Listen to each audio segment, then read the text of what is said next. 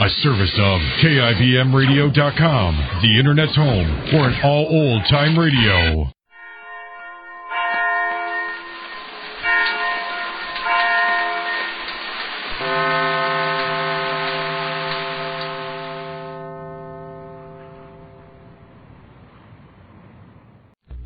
Tired of the everyday grind? Ever dream of a life of romantic adventure? Want to get away from it all? We offer you Escape. Escape, designed to free you from the four walls of today for a half hour of high adventure.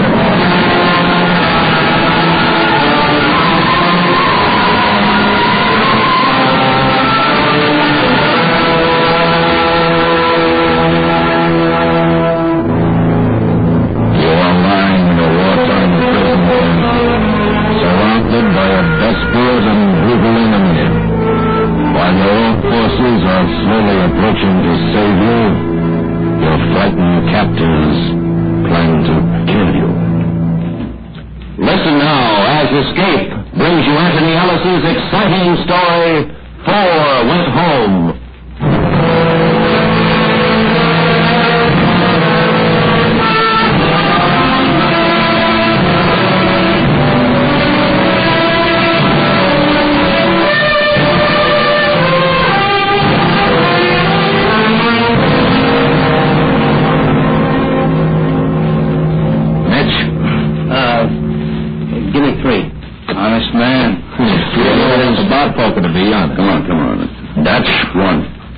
You know, it's drawn to an inside straight. He'll never learn. Sap. Oh, I'm happy. I'll play these. Wow. A lot of people listening in. Play these. How about you, Chris? Me? I'm honest. Yeah, honest. Oh, good. So I'm honest. And the dealer takes, one?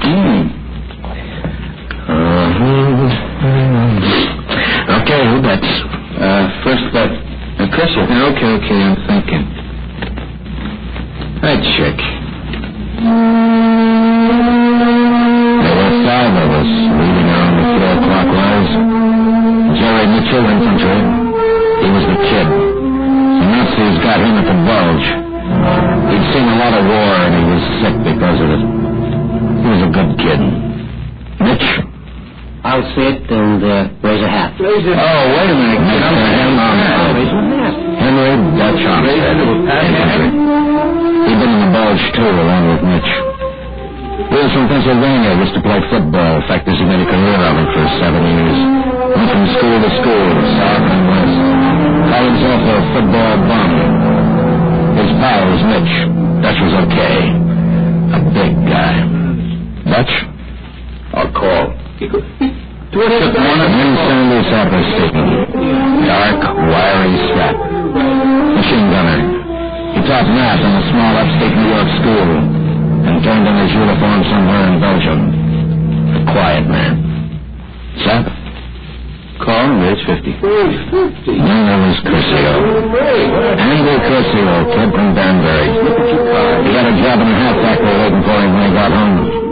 Curcio had been blown out of his tank, which was lucky for him. The other guys didn't do so well. And Curcio never forgot it. He was still fighting the war, even in a prison camp. Curcio? Boo. I'm out. What do you got, Fletch? Bullets, dolls. 3 deuces, 3. That beats me. I have a small straight. Oh. Straight to what, Sap? To the 8. It's tough. Mine goes to the 10. Oh. Ever see anything like that? Write it down, will you, Sap? Oh, yes, I got it. 385 to Sergeant Neston. Sergeant Neston. Give him a good shuffle, huh? Oh, sure. Anything. How about shut him away, fellas. There goes the lights. Always got a light. Oh, well, another day, another dollar. Got a raise, eh, Sap? Like your material, Dad. Saturday night. Saturday poker game with the guys. We knew it was Saturday because we kept score of the days on the calendar. You didn't count days, you kept score with them. The game was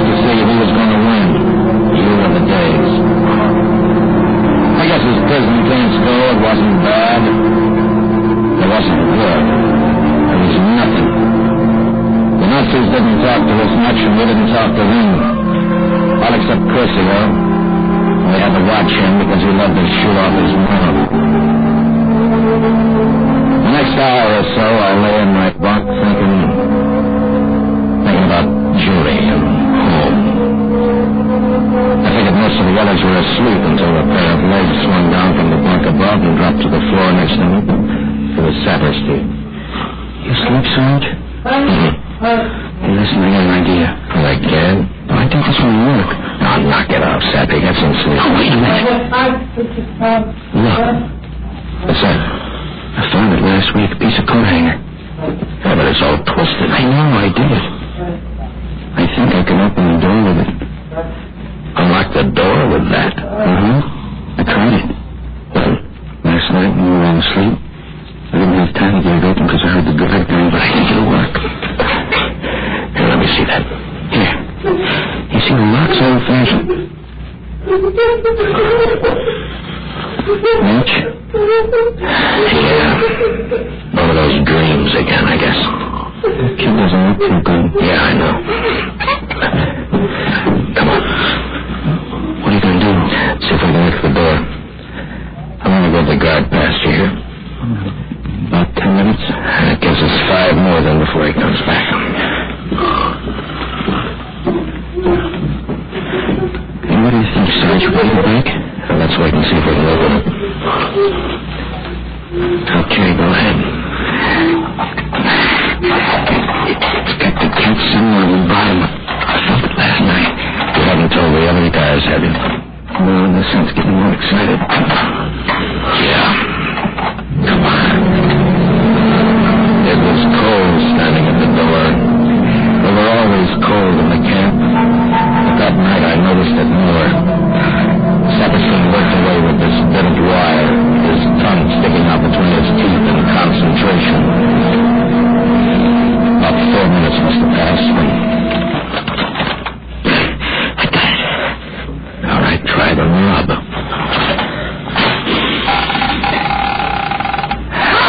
Close it quick. Guard's coming. Can you lock it again? I think so. He might have heard Mitch. Sarge, I can't get it to catch. Now, cut it out. He'll hear. Stop it.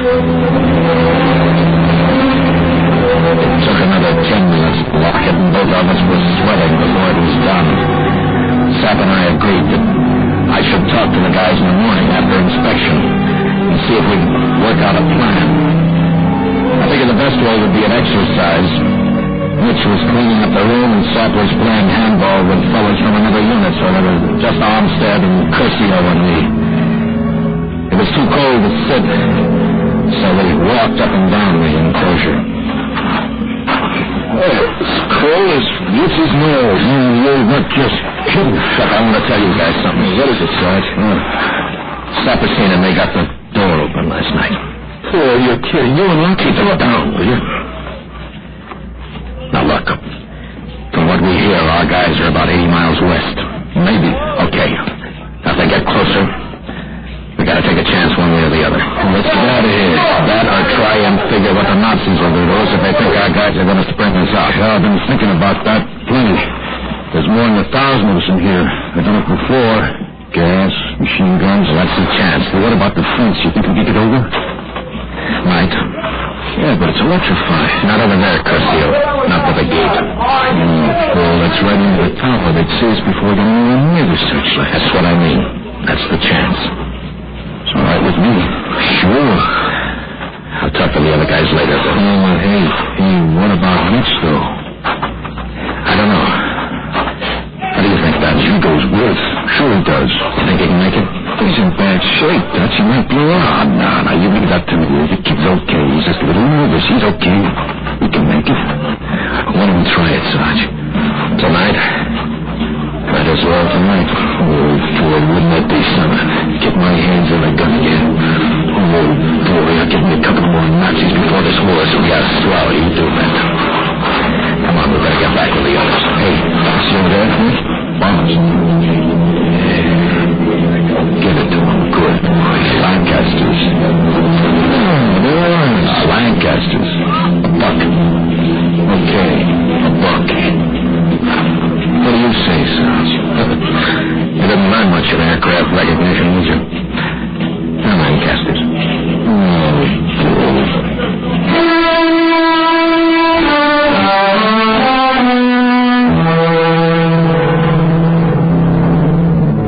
We'd thought of breaking out before, but it never came to anything, mostly because it couldn't be done in daylight.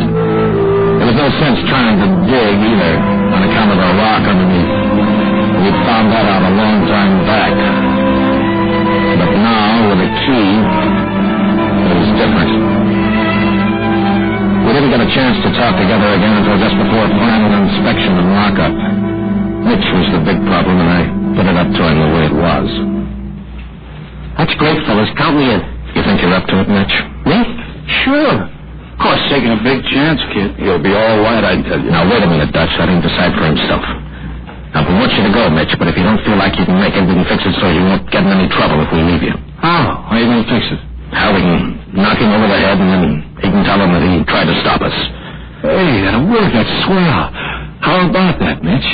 What's the matter with you guys? I'm coming with you. I'm okay, honest. He's coming. Oh, watch out for him. He's coming, that's all. All right. All right, knock it off, inspection.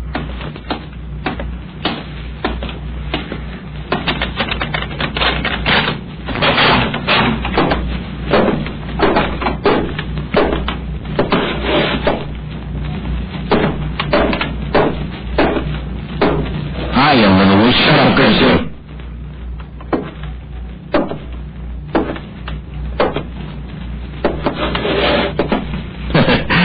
Everything okay, huh?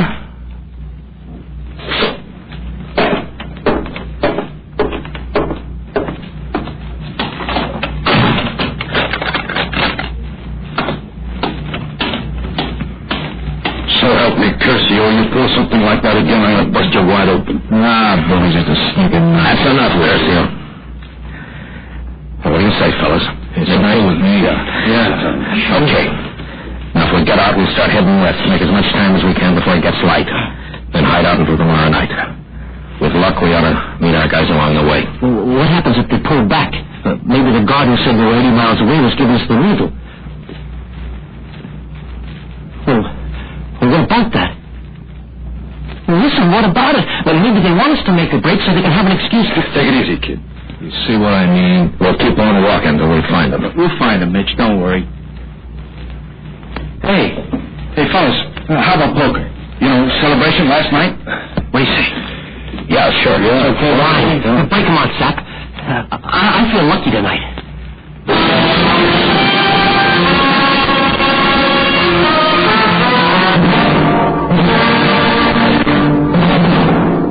We will return to Escape and tonight's story, 4 Went Home, in just a moment. Daily, the broadcasts of Radio Free Europe and Radio Free Asia strike through the Iron Curtain, bringing the truth about the free world to the captive peoples behind it. Help send a message by giving to the 1952 Crusade for Freedom. And now, back to Escape.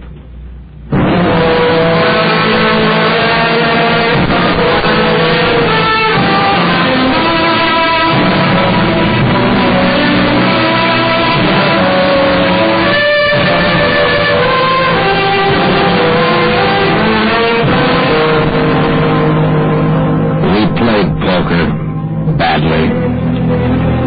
Every one of us looked at cards and thought of something else. I guess Mitch was the worst. He was really scared. And Mitch hadn't always been a scared guy. He talked a lot about what he was going to do when he joined up with our fellows.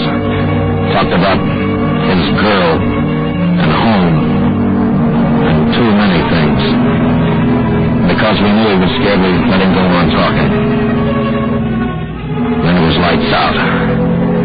guys lay down on their bunks. Nobody was going to sleep for sure, but the rest wasn't going to hurt. It was a little after 9. Say, Dutch? What was the score when you played Penn? When I played with who? Tech. Tech, the year you went to the ball. 34-6. We won. Yeah, I was right. 34-6. 34. Boy, what a slug. Got my feet busted in that one. Okay. Yeah. Hey, Mitch. The kid, you okay? Me? Sure. Where'd it go? That's it, boy. What's the time, Sarge? Not even 9:30.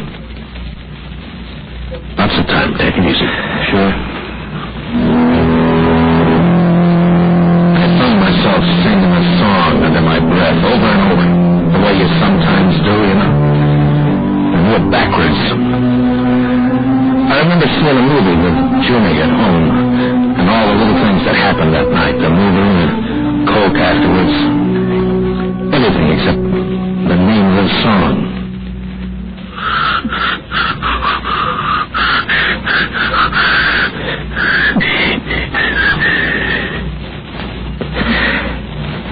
Hey, now what is it, Sarge? Fellas, what's the name of this?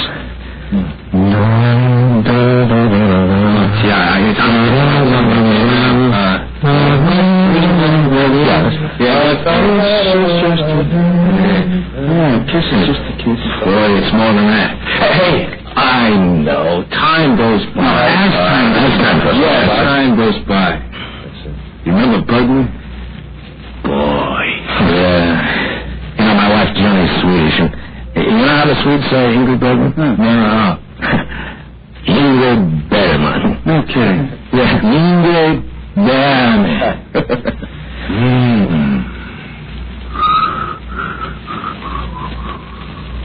You think we could get out, Sarge? You think? We'll get out. Listen, fellas, if anything happens... Nothing's going to happen, kid. Sure, I know. But if it does, what are you telling folks? Nothing's going to happen, Mitch. Mitch, why don't you stick it out here? Hey, kid, you'll be okay. No, I'm fine. Maybe a little nervous, you know. Sure. Guess maybe you guys think I'm chicken, huh? Oh, no, kid, no. So, listen, I got some poker money collecting a couple of years. Don't forget it. How am I going to forget? I'll be busted for 10 years paying up what I lost in here. What's the time, Sarge? 10:30. 10:30. The guard passed our door every 15 minutes. I counted from 9 o'clock. He was coming back for the 6th time.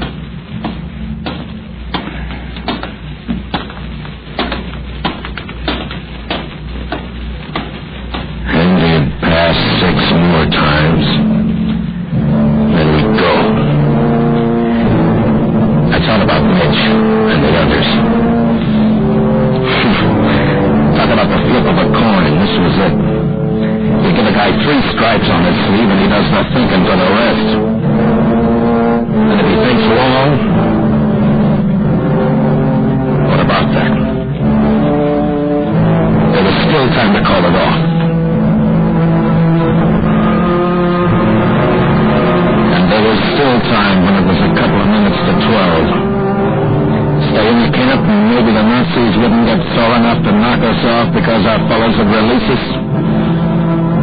Maybe. How do you look at a man's face and know what he's got in his mind? A Nazi's face. A Nazi's mind. Okay. All set.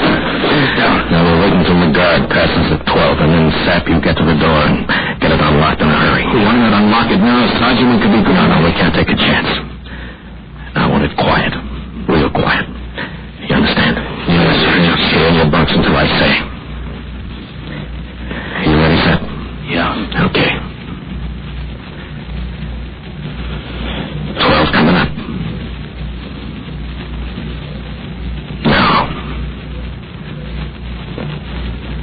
He's late. Of all the nights. Now, you know, you...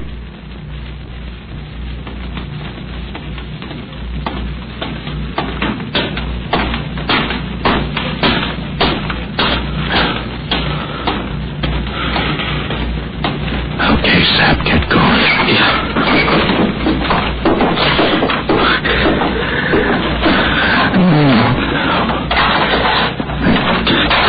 Come on. How's it coming, Sap? Shut up, Chrissy. I missed it. I'm sorry, Sarge. Take your time. Take it easy. It keeps bending when I put on too much pressure. It's okay. Just take your time. You'll get it. Yeah. You sure? Yeah. Right. We go now, Sarge? Now stay single file. When we get out of the building, get as close as you can to the wall. We'll have to time the searchlight as we go, Chrissy. You bring up the rear. Give the signal to drop when you see it. I'll do the same in front. Okay. What about the gate, Sarge? I told you. We make a run for it. Get out one by one each time the light passes. Now let's go. Sat opened the door. We went out into the corridor. It was crazy. I kept thinking how crazy it was as we moved along to the entrance of the building. Chrissy was last. Saperstein was in front of him. Then Olmsted. And Mitch. And myself. I could hear the kid breathing behind me, quick, jumpy breaths like he was winded from running. And then we were outside in the enclosure. The light down! And we flopped to the ground. And that bright watchdog looked right over us from beyond, cutting through the dark. Okay. Yes. Shut up, Mitch. Okay. And we went another 10 yards. Past another building. And down again. As the searchlight made a return trip. We were about 100 yards from the gate when we stopped and crowded into a narrow alleyway between the cookhouse and a shed. From there on, it was open country across the enclosure to the gate fence. And that was going to be tough. The guard's tower was almost directly in front of us. What's next, Sarge? Take off your boots. Tie them around your neck. The less noise, the better. That's a good idea. Hey, Sarge.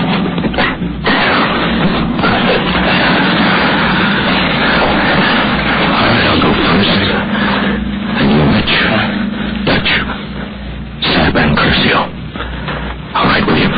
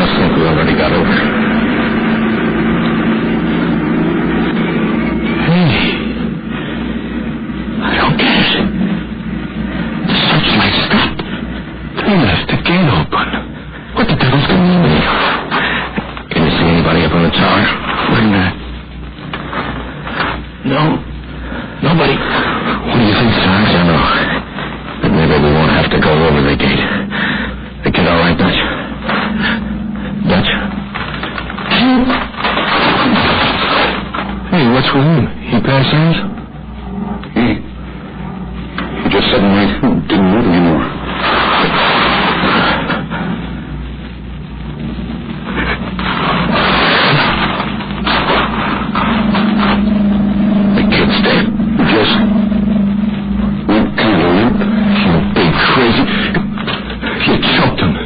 killed him. I didn't.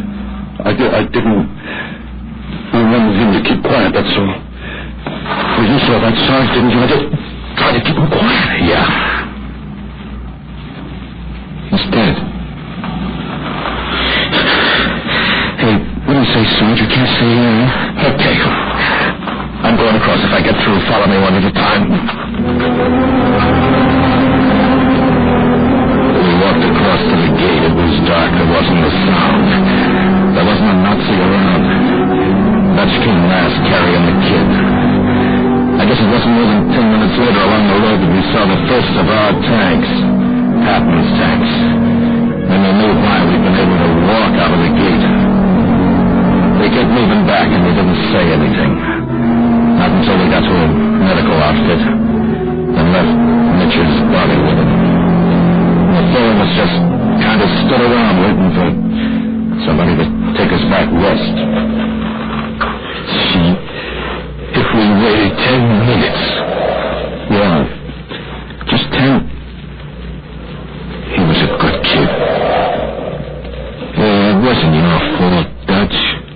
It could have happened to anyone. Sure. Breaks, I guess. It's not your fault, Dutch. It's okay, Dutch. Well, come on, you guys. We can't find any cigarettes just standing here. We'll just be a couple of minutes. We'll meet you back here, Dutch. Yeah, Dutch, we'll be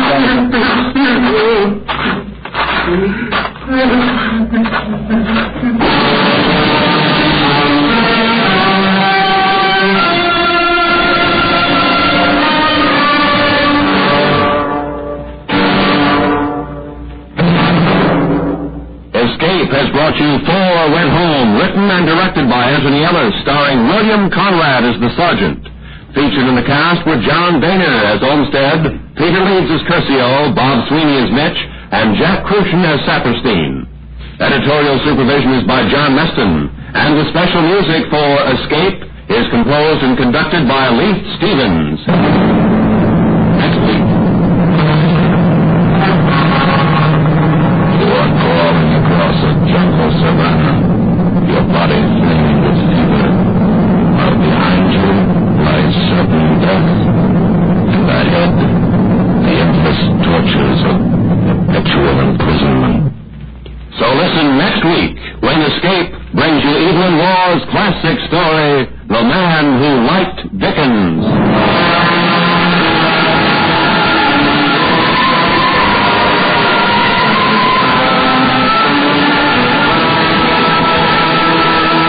Tomorrow night, Lux Radio Theater adapts an Academy Award winner, The African Queen, bringing you Humphrey Bogart in his original role, co-starring Greer Garson. Also tomorrow on most of these same CBS radio stations, listen for Lloyd Nolan in the story titled The Man with Two Heads on Suspense. Roy Rowan speaking. This is the CBS Radio Network.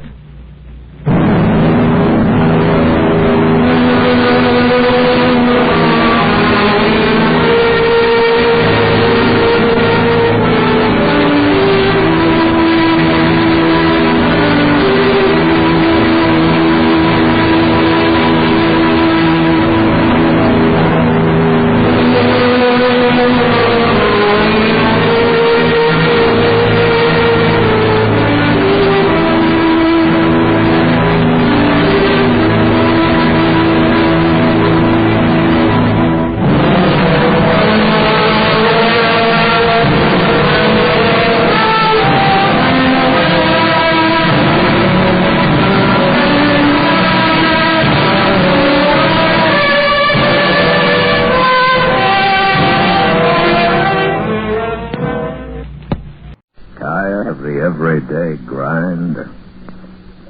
Ever dream of a life of romantic adventure? Want to get away from it all? We offer you Escape. Escape, designed to free you from the four walls of today for a half hour of high adventure.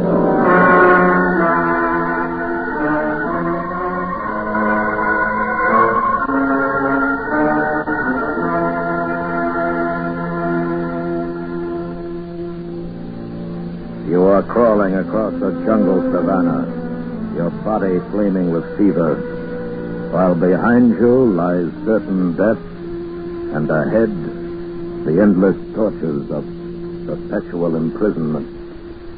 Listen now as Escape brings you Evelyn Waugh's classic story, The Man Who Liked Dickens.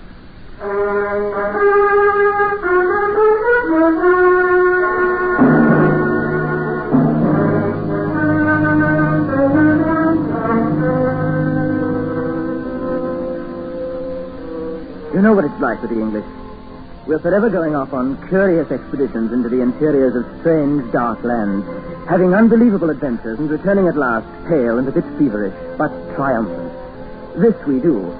But we do not invariably wear rather longish khaki shorts in the daytime, and no matter how primitive our surroundings, dress every night in black tie.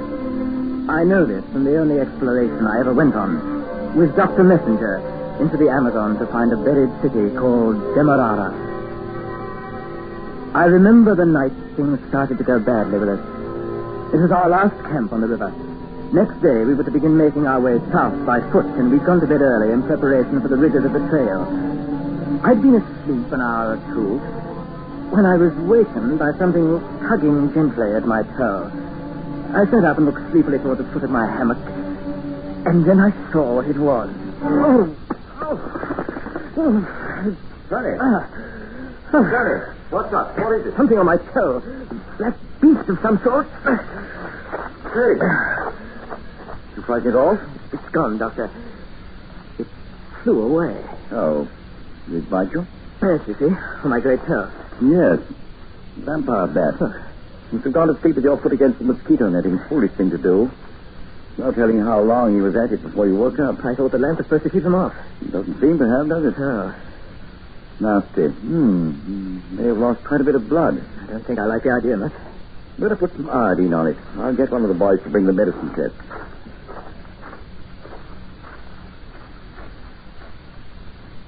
Machuzi! Here!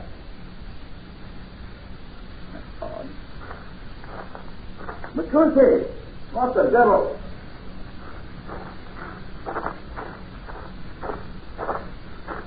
Well, what is it? Where's Machuzi? I'm afraid we're in for it, old boy. They've gone. Gone? The boys, all of them. But why? Where'd they go? I was afraid of this. What do you mean? Well, these chaps are rivermen. They don't like going into Indian territory. I meant to explain things to them in the morning with the help of some extra goods, you know, mirrors, pomade, and the like. Too late now, I expect. You expect? This is a bloody fine way to run an expedition. Now we're alone, absolutely alone, in this filthy jungle. Well, what if we are? We'll move on. We have our maps. Takes a bit of poise, that's all. Poise? Are you mad, Messenger? We can't even get back alone. How can we go on? Well, the situation is grave, lad, I must admit, but not desperate, not altogether desperate. I wasn't sure whether Dr. Messenger had lost his mind or if he was merely displaying British calm in the face of disaster. In any event, by morning I was beyond caring very much. When I awoke, my head was flaming with fever, and by noon I was slightly delirious. The following day was no better, and Dr. Messenger was rather concerned. How do you feel, lad? Awful. I'm afraid I'm being a great nuisance. No, that's not the point. Here, I brought you something to drink. What is it? Kasiri. The boys left some outside. What's Kasiri? Well, it's a local drink made of fermented cassava. Oh, will it help me? Well, it might. You know, it's rather interesting the way they make it. The women chew the root up and they spit it into a hollow tree trunk. If you don't mind, Doctor, I think I'd rather not. Well, as you like. Oh, look here. I think I've got the idea as to what's best for us to do. Oh? Yes. I'm going to take the canoe downstream to see if I can find some Indians to help. Best to go immediately, don't you know? Yes, that's good. All right, I'll come and see you off. You better stay quiet in your hammock. No, I'll come stay back, but I want to see you off. It'll be good for my morale, you know, to get myself up a bit. Perhaps. Well, anyway, I'll be back before tonight. Well, come along. You can sit on the bank and wave goodbye, shall I? I staggered down to the river's edge, where I sat with my back against a tree and watched Dr. Messenger launch the canoe and paddle out to midstream. My vision was rather blurred by the fever, and I'll never know exactly what happened. But suddenly, the canoe seemed to pitch up and over. throwing Dr. Messenger out into the water. He must have smashed his head on a rock, for he appeared only once on the surface, and then, without a struggle, quickly sank, and the water closed over him. I got to my feet, swayed about helplessly for a moment, and then passed out. I remember nothing more until Mr. Todd found me. Can you see that house over there? Do you think you're able to walk to it? Well, if not, I can send some Indians to carry you. Rotten thing to watch a man drown. You've been talking to yourself a long time. Such strange talk. Glad to see you coming out of it. Oh, careful. I say, you're English. I'm English, too. Last. Tony Last. Well, Mr. Last, you've been very ill and you've had a rough time of it wandering about in the jungle. But I'll take care of you now. Very kind of you to do this for an utter stranger. Not at all. I like strangers. Don't get them often. Perhaps I can repay you somehow when you come to London. I don't get to London, Mr. Last. But I think you might be able to repay me. Do come along, won't you?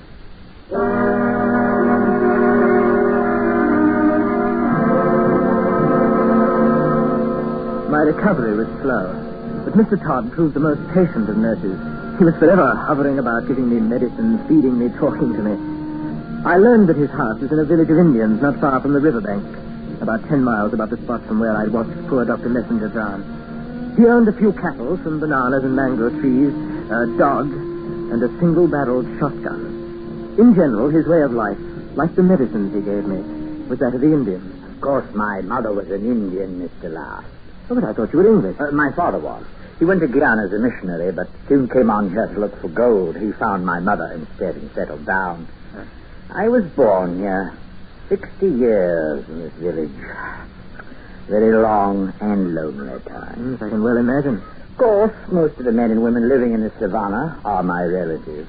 Is that why you're more or less the ruler here? For that reason, and because I have the shotgun. Oh, of course. Tell me, Mr. Last, can you read? What? Yes, certainly. Not everyone is so fortunate. For example, I cannot. What? Oh, of course. Still, I don't suppose you have much opportunity here. Oh, yes, that's just it. I have a great many books. I'll show you when you're better. My father left them. Well, I'd be delighted to see them. You shall. Of course. You see, my father was a man of education. He read to me all the time. But since he died? Oh, there was nobody for a number of years. And then another Englishman came. He read to me every day, every single day. Another Englishman? But where is he now? I don't know. Well, how long was he here? Oh, I don't remember exactly. But he read to me every day. You shall read to me when you're better. I'd be delighted to, Mr. Todd. Oh, yes. You shall read to me. Mr. Todd had a curious way of putting things, but he was much too kind and selfless in his attentions to me to allow my thinking any ill of him. Still, he did give me a turn one day when we were taking a short walk around the village. It was the first time I'd left the house since the fever had gone. You'll find the Indians quite friendly here, but, I'd keep apart from them if I were you. But why, if they want to be friendly? Things aren't always quite as they appear to be here in the jungle, Mr. Last. Well, I'll go slow, is that what you mean? That's not exactly what I mean. I say, what's that? What? There, between those mango trees, that mound of dirt. Oh, yes. It seems to be a grave. It is. Oh, of course. Your father. No. Barnabas is buried there. Barnabas Washington. Barnabas? Yes, the Englishman I told you about him. You mean the one who was here? Who read to you so much? Oh, he read beautifully, Barnabas did. But look here, Mr. Todd. You told me you didn't know where he was. Well, I don't. Do you? Eh? Oh, I see. That was an odd way of putting it, I must say. Tell me, Mr. Todd, how long was he here, Barnabas Washington? Quite a long time. I know, but exactly how long? Oh, I don't keep much track of time down here. You know how it is. At any rate, he never got home. He died here. Oh, yes, and he was so very kind. Every afternoon for 2 hours he used to read to me. Well, I suppose it was a good way to pass the time. Seems rather odd, though. I mean, reading here in the heart of the jungle, lost, so to speak, from the world. Oh, I suppose it does, but one gets used to it. Yes, of course. No, it seems a pity poor Barnaby's grave isn't marked. I think so. Yes, I think I'll put up a cross. In fact, I'll put up two of them. One to commemorate his death, and the other your arrival. A cross for me? I'm afraid I don't quite understand. Well, it's just a whim, Mr. Long. I'm sorry. I don't mean to be rude. Of course. And now, Mr. Lost, I think you've recovered your strength sufficiently that we may begin tonight. What do you say? Begin tonight? Oh, my reading, is that it? Yes, that's it, Mr. Lost, that's it. All right, if you like. Oh, you know I've been waiting a long time for this. A dreadfully long time. And that night the horror began. My subtle, unbelievable enslavement to the strange madness of the gentle Mr. Todd.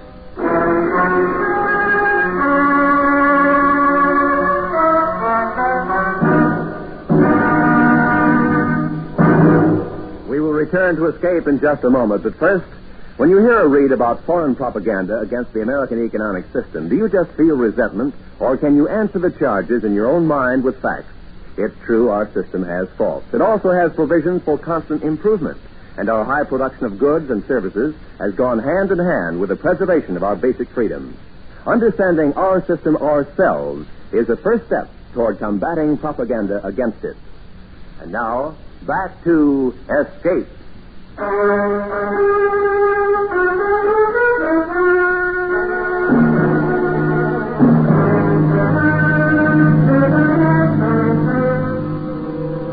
That evening after supper, Mr. Todd led me into his room where we began reading. From a loft at one end of the hut, he took down a number of small bundles tied up with rags, palm leaves, and rawhide. We carried them over to the fire, and he began to unwrap them with feverish anticipation. You choose one, Mr. Last. It doesn't matter which one to take first. Please, choose. What do you have there? This? Pickwick paper. Excellent. Let's begin with that, shall we? Well, isn't there something a little more lively, perhaps? Oh, I have everything here. How about Martin Chuzzlewit or Great Expectations? Well, I was thinking of a more modern author somehow. I don't suppose you'd have a copy of, say, South Wind. South Wind? That's odd. I have everything Dickens ever wrote, but I've never heard of that. Oh, but it's not by Dickens, you see. Oh, well, in that case, I don't have it. You mean all these books are by Dickens? Oh, certainly. You must be quite fond of Dickens. Fond? Far more than that. Far more than fond, Mr. Locke. Oh. You see, these are the only books I've ever known or heard. As I told you, they belonged to my father, and he used to read them to me. And then later, Barnabas Washington. And now me. And now you. But don't worry, I never get tired, even though I've heard them all several times by now. You see, there's always more to be learned and noticed. So many characters, so many changes of scene, so many words. It takes a long time to read them all. More than 2 years. Well, in that case, they'll certainly last out my visit. Oh, I hope not. I sincerely hope not. It's delightful to start again. Each time I find more to enjoy and admire. But come, let's begin, shall we? Well, all right. Yes, and read slowly now. I don't want to miss anything. And you won't mind going back over certain passages, will you? I'll let you know. Of course. Now, let's begin. The Posthumous Papers of the Pickwick Club. Chapter 1. The Pickwickian. The first ray of light which illumines the gloom and converts into a dazzling brilliancy that obscurity in which the earlier history of the public career of the immortal Pickwick would appear to be involved is derived from the perusal of the following entry in the transactions of the Pickwick Club, which the editor of these papers feels the highest pleasure in laying before his readers as proof of...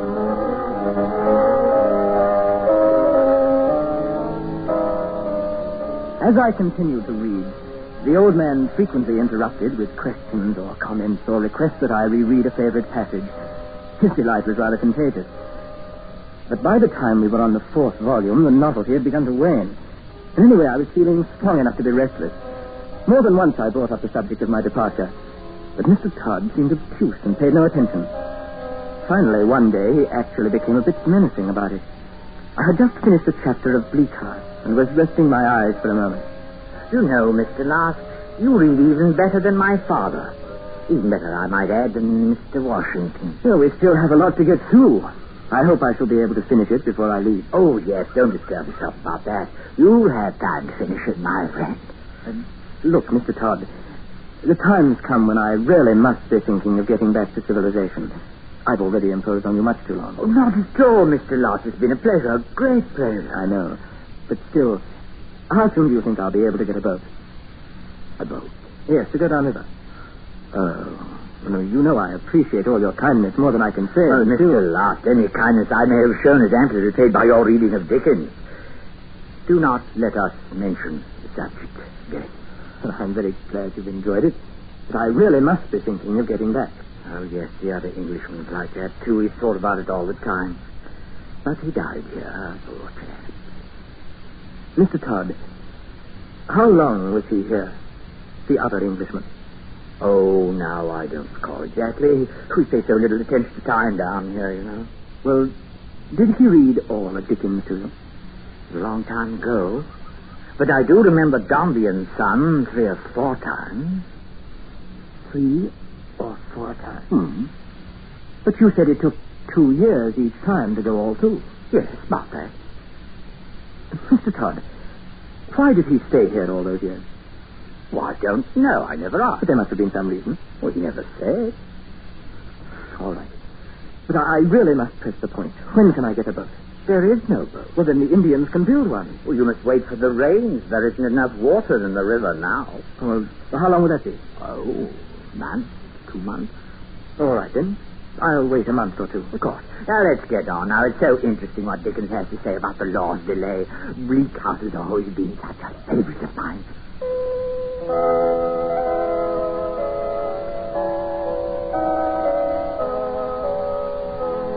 And so, in spite of everything, at least I knew what I was waiting for. And so it only remained for the rains to begin. I waited as patiently as I could, living with gaudy dreams of my return to England. Until one day, as we were reading, Mr. Todd explained all that away. I think Mrs. Jellyby does not take enough care of her children. But still, Dickens has great sympathy for her. He'd been poor himself, you know. What's that? Listen. Yes, shall we go on now? Rain. The rain has begun, Mr. Todd. Of course, the time for it. But do let's finish that chat. No, later. I must go and talk to the Indians about building a boat. I can leave now, don't you see? Oh? Certainly, the river will be full soon, and in a week I'll be off. Oh, I'm afraid that's impossible, Mr. Last. Impossible? Why? Oh, the Indians won't make a boat during the rainy season. It's one of their superstitions. Is that true? Ask them. I think you might have told me. You didn't, huh? Why didn't you mention it then? I must have forgotten. I suppose. You've forgotten nothing, Mr. Todd. I'm satisfied now that you're holding me here against my will. I demand to be released. Of course, you're perfectly free. Now, look here. You saved my life. And when I get back to civilization, I'll reward you to the best of my ability. I'll give you anything within reason. But, my friend, there's nothing keeping you here. You're under no restraint. I demand to be released. Then go when you like. Stop that. You know very well I can't get away without your help. Then in that case, you must humor an old man. Read me the rest of the chapter. No, Mr. Todd. I've read for the last time. Oh, I hope not, Mr. Last. Oh, I sincerely hope not. That evening at supper, only one plate of dried meat was brought in, and Mr. Todd ate alone. Next day at noon, a single plate was again put before him. But with it lay his gun, cocked on his knee as he ate. And so I resumed the reading of Blank Cards, where it had been interrupted. And then, as though to make my situation even clearer to me, I came upon a scrawled note stuck between the book's pages, and I read it with growing horror. What is it, Mr. Lost? What have you there? This document. It was here in the book. Document? What document? Don't you know? Then I shall read it to you, Mr. Todd. Yes, you're right. It seems a pity to interrupt Dickens. Well, year 1930. I, James Todd of Brazil, do swear to Barnabas Washington of Georgetown that when he finishes this book, in fact, Martin Chuzzlewit, I will let him return to civilization without delay. Then there's an X, and after it, Mr. Todd made this mark. Signed Barnabas Washington. Ah, yes, poor Barnabas. he died before he could get out. And if I remember the marker you put up, he died in 1942. Is that right, Mr. Todd? Excuse me, Mr. Last. I nearly forgot something. I meant to mention it earlier. Yes? The Indians tell me that you were trying to speak to them this morning. I was, of course. But may I suggest that it would be easier for you to say anything you wish through me? You realize, do you not, that they do nothing without my authority. They regard themselves, and quite rightly in many cases, as my children. I had nothing to hide. I was asking them about a boat. So they gave me to understand. And now, if we've finished, let's get on with our reading. I'm quite absorbed in the book. We finished Bleak House, and Oliver Twist, and Great Expectations, and Nicholas Nickleby, the Old Curiosity Shop, Little Dorrit, Edwin Drood. More than a year passed, and Mr. Todd began looking forward to starting all over again. The empty days followed one another in hopeless succession, until one morning, a stranger suddenly arrived in the savannah, a prospector, one of that lonely order of men who wander for a lifetime through the forest, tracing the streams for gold. Mr. Todd was out, puttering about on business for the farm, when the man appeared. I found him a plate of meat and fed in and eagerly sat down at the table across from him. Nice setup you got here. Look here. Where are you bound for? Manaus. Need a new outfit. You've got to do something for me. It's terribly important. Well, sure, pal. What is it? Here, take this. Give it to somebody in Manaus, the police, the mayor, or somebody. Tell him you found me, and to get in touch with the British consul. Well, I ain't going to get in trouble with it, am I? No. Look, this isn't my home. I'm a member of the Messenger expedition. Dr. Messenger was drowned, and I've been held prisoner here ever since. You're my only hope of ever getting out. Do you understand? You sound like a jungle head to me, but I'll do it for you if that's what you want. You must, please. Well, one thing, though. What? Wouldn't it be simpler if you just came along with me? No, I'm afraid not. Why? First, there are Mr. Todd's Indians. I can't take 2 steps into the jungle without one of them after me. Oh. And then Mr. Todd has a shotgun. You, mustn't mind Mr. Last, my friend. Touch of fever, you know. This is Mr. Todd. Let you see what I mean. I warned you about getting up too soon, Mr. Last. I guess you're going to have a time of it now. I have no fever, and you know it. Well, you boys settle this between yourselves. I've got to shove on enough. Thanks for lunch. But you will... Like I said, why not? Don't bother to see me off. So long. You're going to let him go? Of course. Oh, come, Mr. Last. I believe we're going to begin Little Dorrit today. I'm most anxious to hear it again.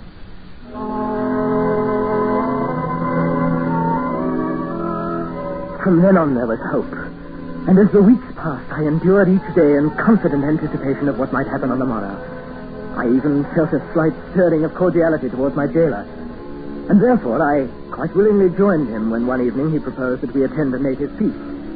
There was a lot of singing in an apathetic, monotonous manner. And then we were given a small calabash of kuwari to drink. It was a pleasant beverage with a flavor of honey and brown bread. And etiquette required that we drink it down without lowering the gourd. I had several, and soon after grew warm and drowsy, and dozed happily off in a hammock, dreaming of fine claret and the white cliffs of England. Mr. Last, you better come and eat something. You will starve to death here. Oh, my head. I must have been quite tight last night. Treacherous drink, that. How do you feel? Rotten. That drink doesn't seem to agree with me. Well, I'll give you something to make you better. The forest has remedies for everything, to make you awake and to make you sleep. Oh, I say, you haven't seen my watch anywhere? You've missed it? Yes, I thought I was wearing it. You know, I've never slept so long. Not since you were a baby. Do you know how long? No. 2 days. Oh, nonsense. I can't. 2 whole days. And it's a pity, too, because you missed our guest.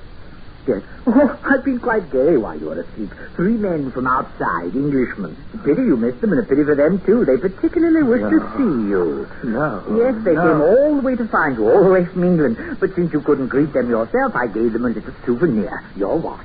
My watch? Oh, lad, You gave them my watch? you shouldn't mind. You see, they had to have something to take back with them. A reward is being offered for news of you. They seem very pleased of it. Goodness. Even you. It's like killing a And man. they took some photographs of the little cross I put up to commemorate your coming, but not before I put another date on it, you know. You did.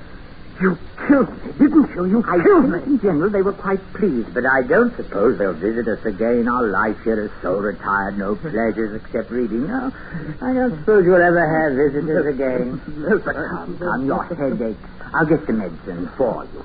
You're just upset. Look, we won't have any Dickens today. My whole life. But tomorrow and the day after and the day after that. Do let us read Little Dorrit again, Mr. Locke. I tell you, there are passages in that book I can never share without the temptation to weep.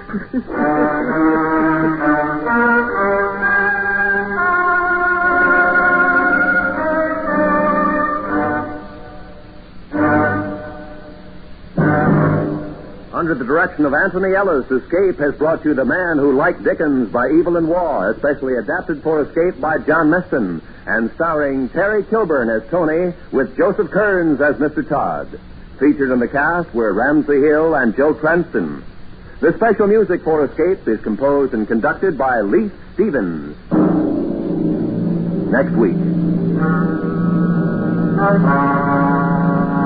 You are standing in a Mexican bull ring, your body racked with fear, while in front of you the terrible horns of a huge fighting bull are waiting, and all around you the crowd is demanding that you move in and come even closer to death.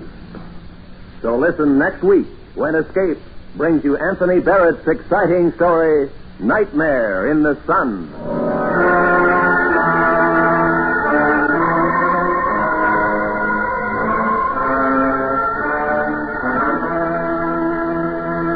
This is Roy Rowan speaking. And remember, America is listening with 14 million kitchen radios and listens most to the CBS Radio Network.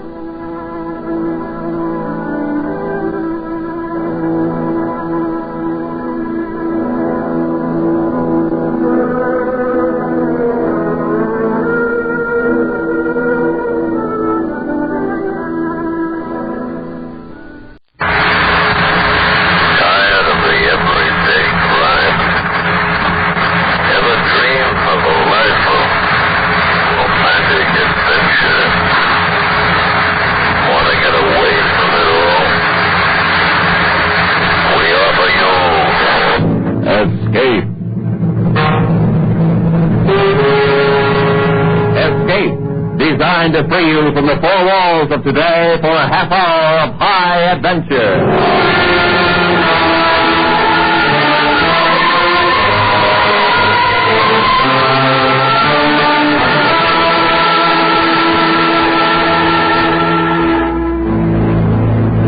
You are flying lost and alone over the empty wastes of the Pacific, while the fury of a typhoon is tearing your plane to pieces.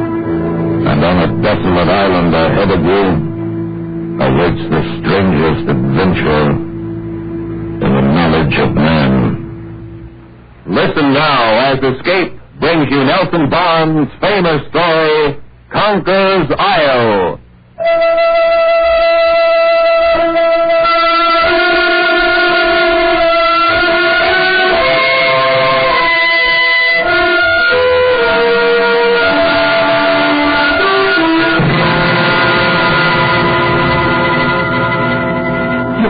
Believe it. I know it sounds impossible. It sounds crazy. But you've got to believe it. That's why I'm here. It's the truth, and you've got to believe it. You've got to, sir. That's the way he started, almost as soon as I'd walked into his hospital room. He wasn't violent, you understand. There was no need for restraint. But his every action, every gesture was evidence of a psychotic condition. The extremely charitable battle fatigue. It was an odd case. I was already well acquainted, of course, with the history. Graduate of Annapolis, lieutenant in the Fleet Air on, excellent record, citations for bravery and so forth. Toward the end of the war, he and his bomber crew disappeared over the South China Sea. Search for them found them up. They were, of course, presumed to be lost. Then a month ago, almost 7 years later, Lieutenant Brady was found by a Brazilian freighter, alone, drifting and nearly dead in a tiny life raft.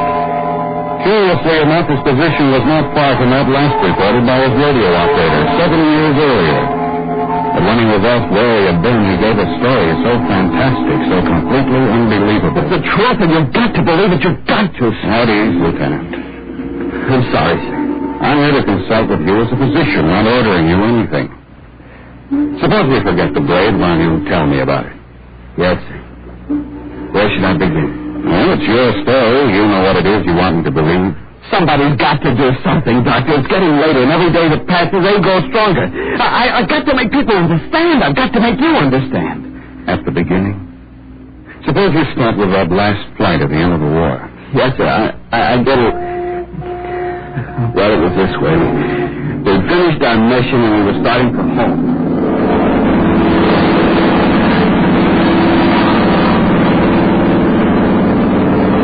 Over the South China Sea, between the Philippines and Indochina, roughly off Palawan, and everything was peaches and cream. The Ardenales was pulling along like a dream, and I was sitting there chewing up a pack of gum, thinking about how good that can of cold beer was going to taste. When the intercom popped up in my ear. Lieutenant, Jack David, 10 o'clock. Huh?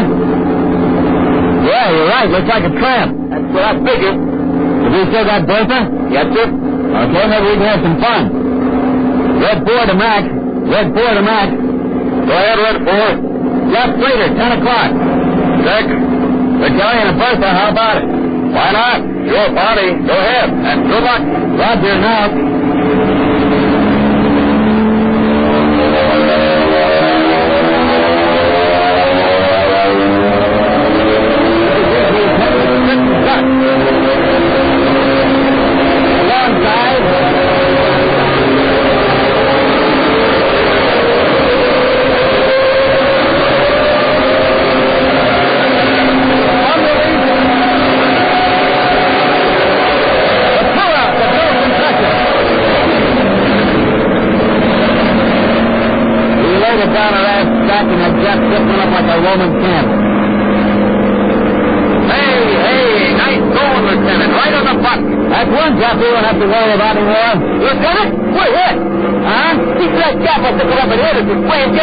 Pacific, out of the left wing tank.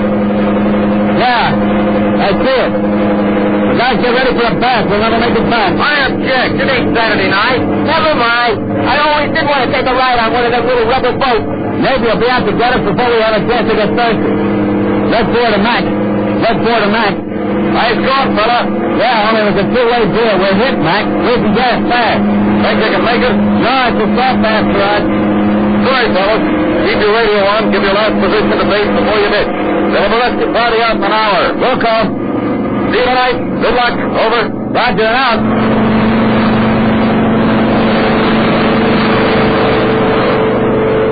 There was nothing to it. Happened every day. The ship fell out of the Pacific. They'd have a destroyer sitting there when we came down almost. But a half hour later, when our gas was down to a few cup fills and the rest of the squadron was long out of sight, an amazing thing happened. One minute, the sky was clear and cloudless. The next minute, we were surrounded by thunderheads and a typhoon hit us. Holy cow, Lieutenant! Where'd this come from? I don't know, but it's a Lulu. Fasten your safety belts. There's no telling what this will do to us.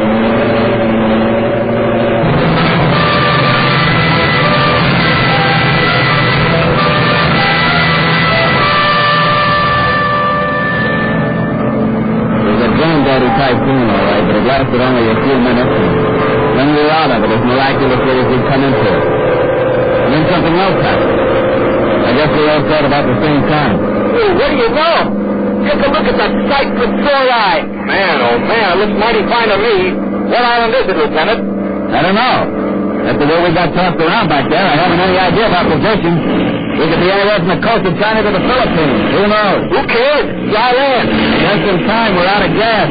Take a bearing and radio our position, Jack. We're going down.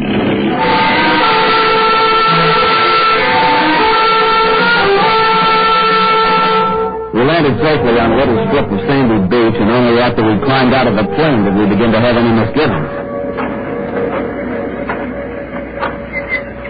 What do you think, Skipper?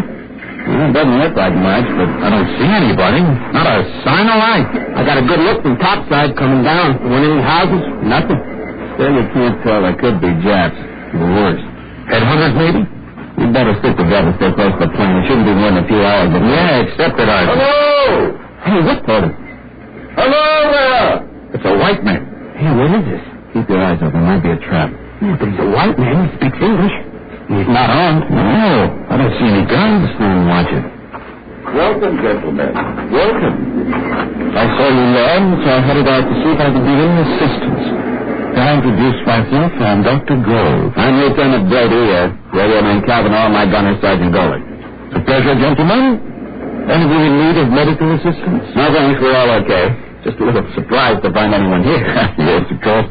That can be explained to you later, but now you'll be wanting food and rest. Hey, a little chow wouldn't be bad, huh? But first we have to get in touch with our base, get my position. Of course, but such things take some time when you've come to the area. Oh, no, we have a radio on the plane. I did have, Skipper. I was starting to tell you. Went out just before we sighted the island. Must have got wind up in the storm.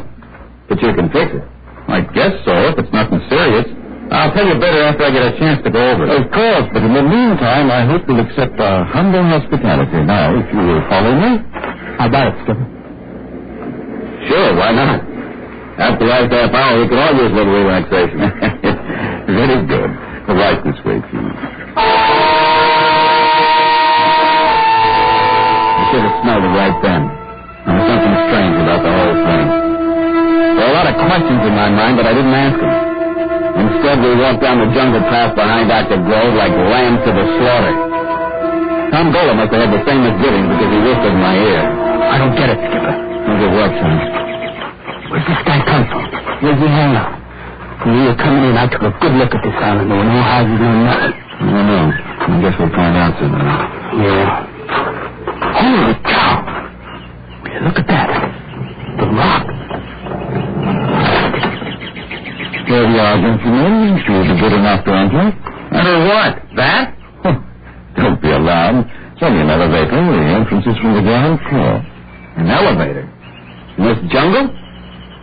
I don't get it. You mean to tell me you live underground? My dear Lieutenant, I'll be glad to explain everything later. It's all very simple, but first I must insist on this. Suppose we prefer not to get into your elevator, then what? Well, I should be compelled most regretfully to enforce my request. Guess again, pal. We've got guns. 3 guns. Lieutenant, would you be kind enough to fire your gun? You have qualms about killing a man in code. That might fire it in the air. Wait a minute. Keep your hands out of your pocket. Perhaps you'd care to stop me, Lieutenant. I'm warning you. What? Try again, Lieutenant. I'm afraid you're going to find that your guns will not work on this island. Skipper is right. Why don't we wait here? Neither am I. And now perhaps you will be kind enough to step into the shaft. Look, I don't know what's going on here, but I don't want any part of it. Come on, gang, let's get out of here. Just a minute. I'm sorry. You forced me to use harsh measures. Believe me, I do so reluctantly. What's that you got there? Just a small tube, but a very potent weapon, I must warn you. Yeah? Well, then you better use it fast. I made a desperate lunge for him, and suddenly a tiny shaft of light picked up from the tube and touched me, and I stopped, frozen in my tracks. Conscious, my eyes open, seeing him, hearing him.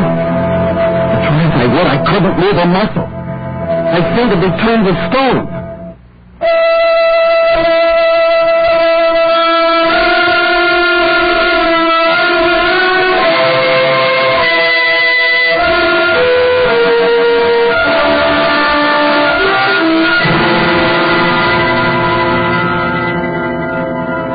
Paralyzed, you understand? Completely paralyzed, Dr. Gorham.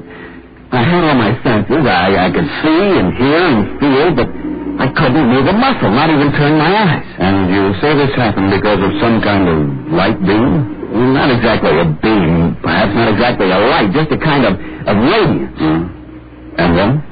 When some other men came out of the elevator, they picked us up and carried us. I could feel their hands very softly.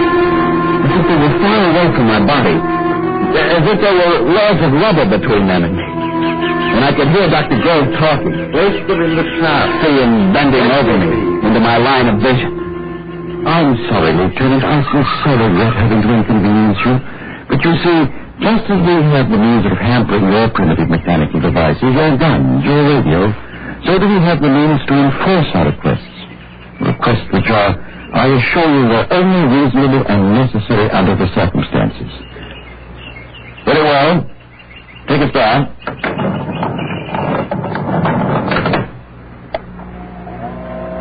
My head was reeling, and fear was growing in me. Who are these men to talk of radio as a primitive device? What kind of men were they? Where are they taking the three of us? What were they going to do with us? As if he'd read my thoughts, Dr. Grove leaned over me again. There is no need to be alarmed, Lieutenant. No need at all. Well, Frater? I'm sorry, Frater Gordon. It was necessary. They would not come willingly. I see. Few of them do. I will put them in sleeping chambers until they recover. And be gentle. They're frightened. Poor things.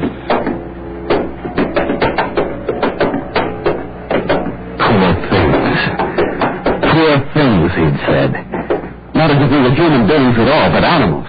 Some weak, dumb animals with whom they must be gentle. It was then that I began to know real fear. We were in a great underground city, but I could see little of it. Nothing except what passed in front of my rigid eyes.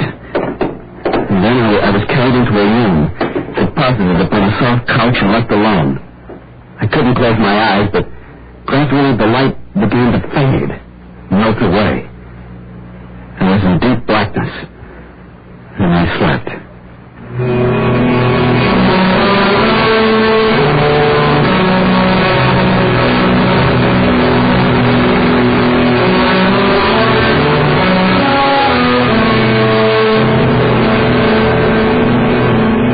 Whether the return of the light awakened me or whether it came on automatically when I woke up.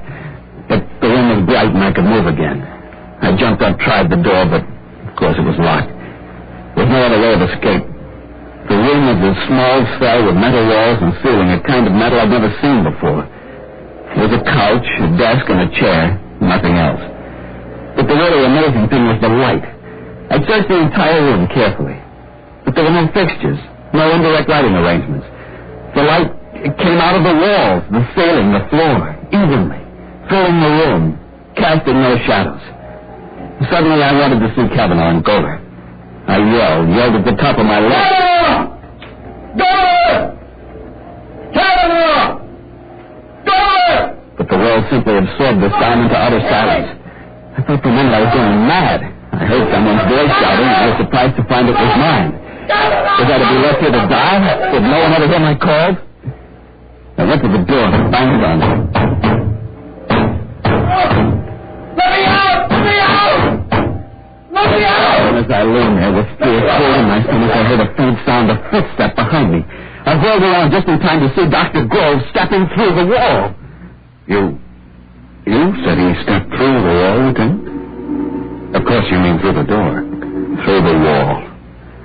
Through the walls. The door was in front of me. But Dr. Grove stepped into my cell through the solid metal wall. You realize that what you were saying is impossible. To us it is. To them nothing is impossible. Nothing.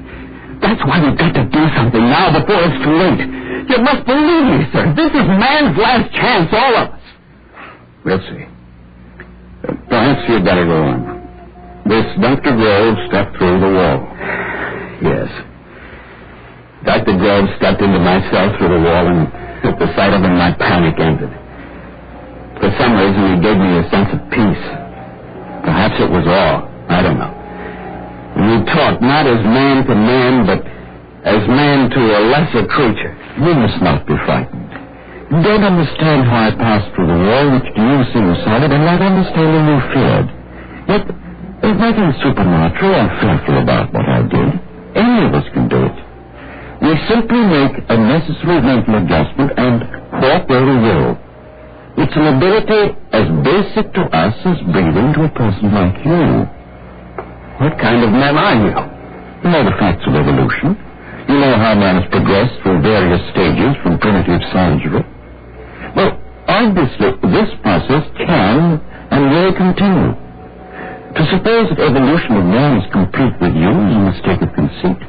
You mean You are the next stage? Exactly. We are the next stage. Infinitely superior to our parents and to our fellow men. Their most difficult physics and mathematics are our ABCs. Our studies far beyond your understanding. Are there many of you? Very many. You see, the process has been going on for many years. Hundreds, thousands more come here to us every year from all over the world, where we need isolation to study, learn, build, and prepare ourselves. Prepared for what? For the task ahead. Obviously, when we're ready, when we're numerous enough to fill all the necessary positions, our superior intelligence must shape a new world. Take over the world? Obviously. And you'll destroy man? How little you understand this. You destroy the animals of the field because they're not your intellectual peers. Our obligation is to keep and to protect you, to act as your friendly guardians in a world which will be strange to you and frightening. As my work with the world is frightening to you. Yes, I see. What do you plan to do with us then? Rather say, what does nature plan to do? And the answer to that, well, that lies in history. What became of the anthropoids and the cavemen? They died out. Civilization passed them by. They fell before the onrush of higher forms of life. Even so. Even so. But I give you our pledge that we will be kind. We will be kind.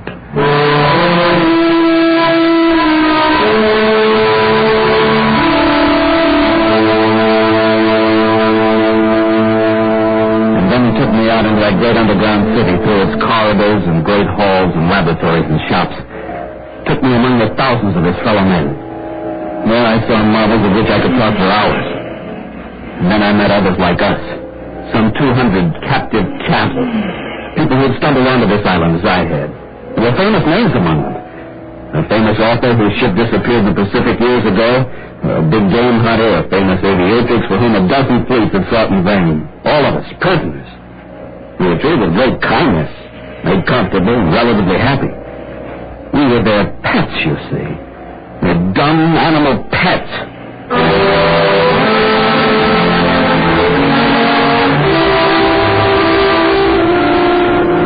For over 7 years I stayed there. After a while I ceased to struggle, even in my mind. I was defeated. And so I succumbed to the peaceful, bucolic existence that was my fate. At least that's what I thought. And then came that last day. Dr. Gould had made me his special pet. I was allowed to follow him about at his work and talk to him at length. And on this day, he confided in me even more than usual. Well, Lieutenant, it's been a pleasant day. Yes, Doctor. You know, I shall miss having you with me when I'm gone. Gone? You're going away, sir? Yes, very soon. But where? Well, out into the world, where you once lived. Why? Oh, there are many, very many of us not already. In strategic places, of course. An important politician here, an industrial magnate there, a famous author whose words are gospel to his readers. I don't have my place, an important one, but I didn't know.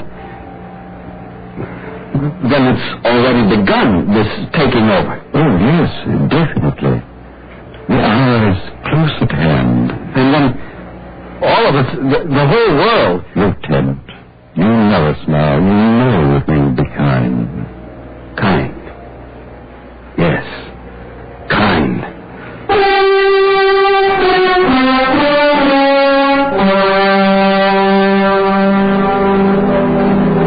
Suddenly, all the anger that was in me welled up. I didn't want to be a dumb animal, a pet for some superior being to be kind to. I didn't want that for my loved ones, my friends, my fellow men. That night at dinner, when they fed the prisoners in the big communal hall, I got a chance to talk to Tom Gola, my old gunner. He listened and then shrugged hopelessly. We'll succeed, Joe. You know that. No, Tom, no. Not if the world can be warned. I don't know. Maybe it wouldn't look any different. Besides, how could they be warned? If somebody could get away from here. Escape? It's impossible. I know. That's what I thought. Listen, I got an idea. There's perfection. What? Their gentleness, their kindness, and can't bear to hurt anyone. None of their weapons kill, but only paralyze temporarily. And they simply can't conceive of treachery from us. What are you driving at? I'm going to play on Dr. Grove's liking for his kindness, and I'm going to trick him. How? Tomorrow I'll ask him to take me up, back to the plains, get pictures of my father and sister. Tell him I'm lonesome, suffering. He'll do it. I'm sure he will.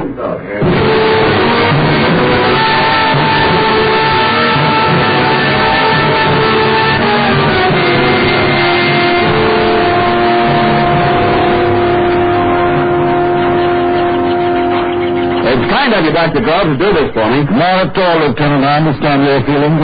With you leaving, I'd have no one close. The pictures will make me feel a lot better. Well, I hope your sister's still there. Dr. Grove, look, over there. What?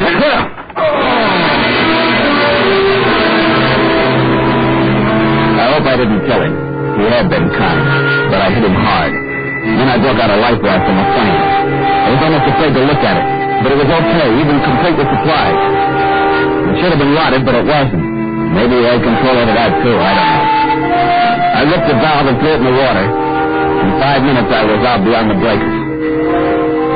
I don't know how many days or weeks it was before they picked me up. It was a long time. And I was more dead than alive. It was quite an experience for you, wasn't it? But you see, it doesn't matter with me. It's the other bit.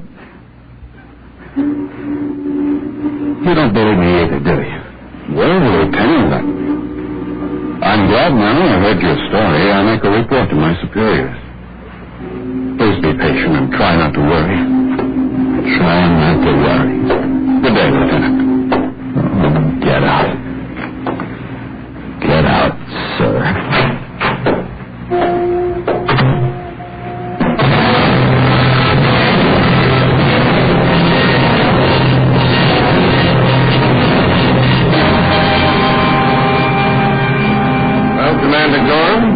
Talk to him. What's the verdict? What do you think? Clear case of persecution mania. An amazing form. I never heard a tale more complete and logical. Yes, I know what you mean. Do what you can for him. I'm afraid he's going to be here for a long time. Perhaps for as long as he lives. Turned loose, he might be dangerous. That's too bad. Nice boy, too. Floating 4 weeks on a life raft. That sometimes does things to a man's mind. Well, Doctor, how about lunch? No, thanks. I've got to run around. I have to turn in my report and recommendation on this case. Yeah, of course. You read it. I watched the man disappear down the hall. I stood there for a moment, lost in thought, seeing the face of that boy in there. It was hard to know how best to be kind to a boy like that. When I roused myself, I had much to do, so much. And if I went down to the lobby of the hospital, some fool would surely delay me getting into a long-winded discussion. And there was nothing to discuss anymore. My report on the Beatty case was closed. There'd be no more trouble than I thought. Somehow there was no one inside in the corridor. I wanted to get out of this place. So I turned and walked quietly to the door.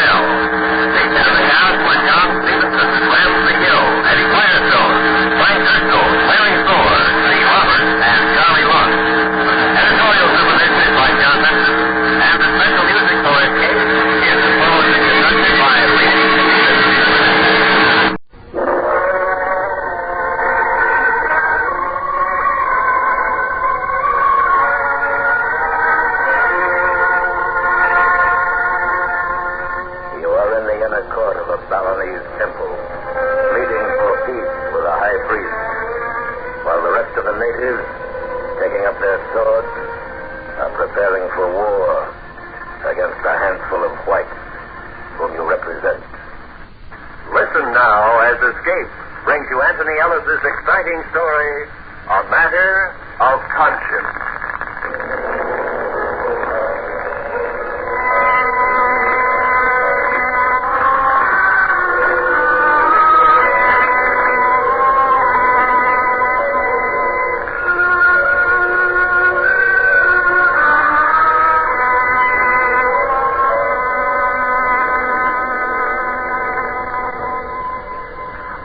This happened when the East India Islands were still the Netherlands Indies, and the island of Bali was a part of that group. There are a lot of things they tell you about Bali in posters and brochures, of the maidenhood that race of form, the flowers, and the music and the exotic dances. All these are charms for the appetite of the civilized Westerners. But there is also the matter of the native character. I know these things because I was a government resident at the time. A number of people still remember what took place. My heavens, how they remember. But nobody talks about it anymore. When you consider that it caused a native uprising and cut off the tourist traffic for 2 months, it is a better thing to forget. My heavens. My house and my office was in Singaraja, which then was a town of some 12,000 in the north of Bali. The matter began one afternoon in November. An English pleasure ship had arrived the day before. I had received a visit from an old and valued friend, skipper of the ship, Captain Logan. As a matter of fact, the captain was drinking tea with me when Mynheer Hoogstraten came in. My heavens, he was nervous. Good afternoon, Mynheer. You've not met Captain Logan? No, you're from the English ship. Yes, how do you do? Mynheer Hoogstraten is my assistant. Will you have a cup of tea? Please, sit down. Mynheer, may I have a few words with you alone? Well, of course. I'll run along. No, perhaps it is better if you do say Captain. Will concern you as well. Oh? I've just heard that a terrible thing has happened. What? What terrible thing? The temple of Turing has been desecrated. What? A party of the English visitors, 3 of them, made their way to the inner court, unseen by the guide, and made a dreadful mockery of one of the sculptors there. They're from my ship? There's no doubt of it, Captain. Young men, from what I am. Oh, Lord, I might have known those 3 boys from Lexford College. I might have known them. What exactly did they do, Hoogstraten? You know the statue of Ganesh in the temple? Yes. They used one of the extremities as a resting place for a hang. Good Lord, it's far worse. Yeah. Even worse. More? They've run off with 2 of the young females. My heavens. Temple dancers? Yes, blast. No, blast them indeed. Captain, those women might well be female priests. Have you notified the police, Hoogstraten? I only heard it a moment ago. I thought it best to consult with you first. Good. Has there been any trouble yet? I don't know. I don't know. Captain, I want you to see to it that every one of your passengers is aboard ship immediately. Bad as that, right? It can be. I shall have to go to Sring to see the head priest. So this is a nasty thing, I don't mind telling you.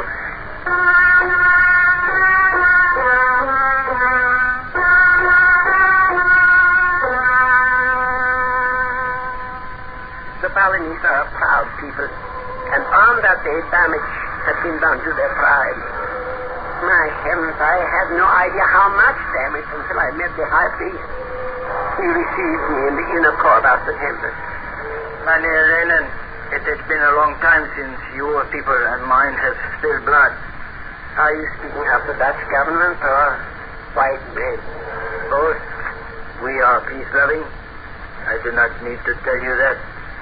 But today there is anger within us. I cannot say where it may lead. Because of the foolish and thoughtless antics of boys? They will be dealt with. They will, Mynheer. Is that a threat? They will be dealt with. Have I not always been fair with you, madam? Always, Mynheer. Then let me attend to the matter. You may do as you wish. You are the government resident. Will you tell me, have you found the young men? By now, they may have been found. And the women? They too will be dealt with. They were not priests. No. But they have brought shame upon us. One is my own daughter, Leang. Oh, I am sorry. Now you must forgive me, Mynheer. I have duties to attend. Look, madam, you are an educated man. You know the Englishmen meant no harm. It was stupidity and ignorance, and I cannot believe they would harm your daughter. Good afternoon, Mynheer.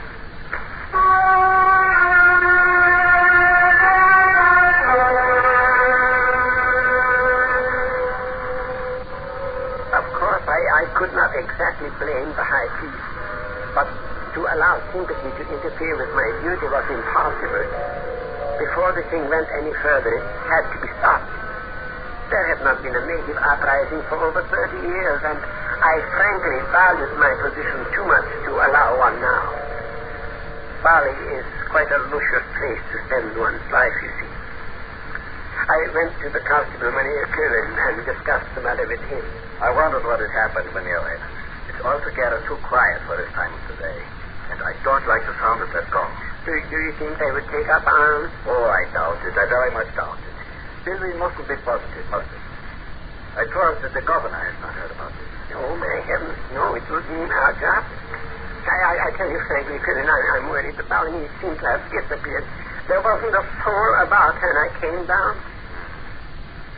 The tourists back aboard the ship? I imagine so. Captain Logan was seeing to it. And Madame would not say what has happened to the idiot boys who did this.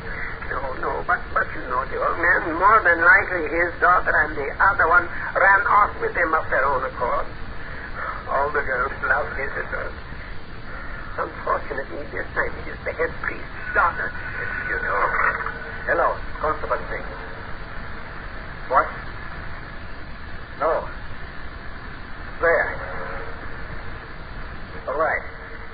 Get as many men as you can, since they are off. What happened? Yes, they'll be along straight away. What happened? Very bad. Idiotic. Hello, Cornelius. Kerwin here. I want every available man on the street in 2 minutes. With guns. You understand? What has happened? No, it's the natives. They're running amok. I just got a call from the constable at Badum. I'll explain to you later. Have you a pistol in there, Ray? No, my heavens, no. You better take this. They are attacking. What have they done, Colonel? They're tearing about Bullalang, waving their swords all over the place. Searching for rifles. That's as much as I could get over the phone. Oh, heavens. Hurry up, please, Manila.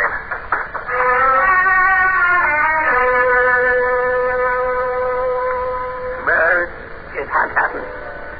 That lazy, delightful island. Those lovely, hospitable people had seemingly gone mad with anger over the antics of 3 tourist boys from an English school. I could not believe it, but there it was. Bali was in the midst of an uprising. We drove in a small lorry to Bullalang, and when we got there was not a sign of life in the town. I don't mind telling you I was frightened. Nothing like this had ever happened to me. And here I was, walking along the street with a pistol in my hand. Cornelius, have your men patrol the hall. If you have any trouble, blow your whistle. Yes, sir. Yes. You hold on a minute. Where is everyone? Just a minute. I don't like this way. The town is completely empty. But they would not leave their shops open like that. They would if the temple people ordered them to. They must have run off to the hills. Any whites living here that you know of? No. Not in the native quarters. Unless they were visiting for some reason or other. No, I really think I had better notify the governor. If this thing spreads... They heard about it in Badum. It's already spreading here. They What? What? You see somebody? What? Outside at the road. In that shop. See? No. Come on.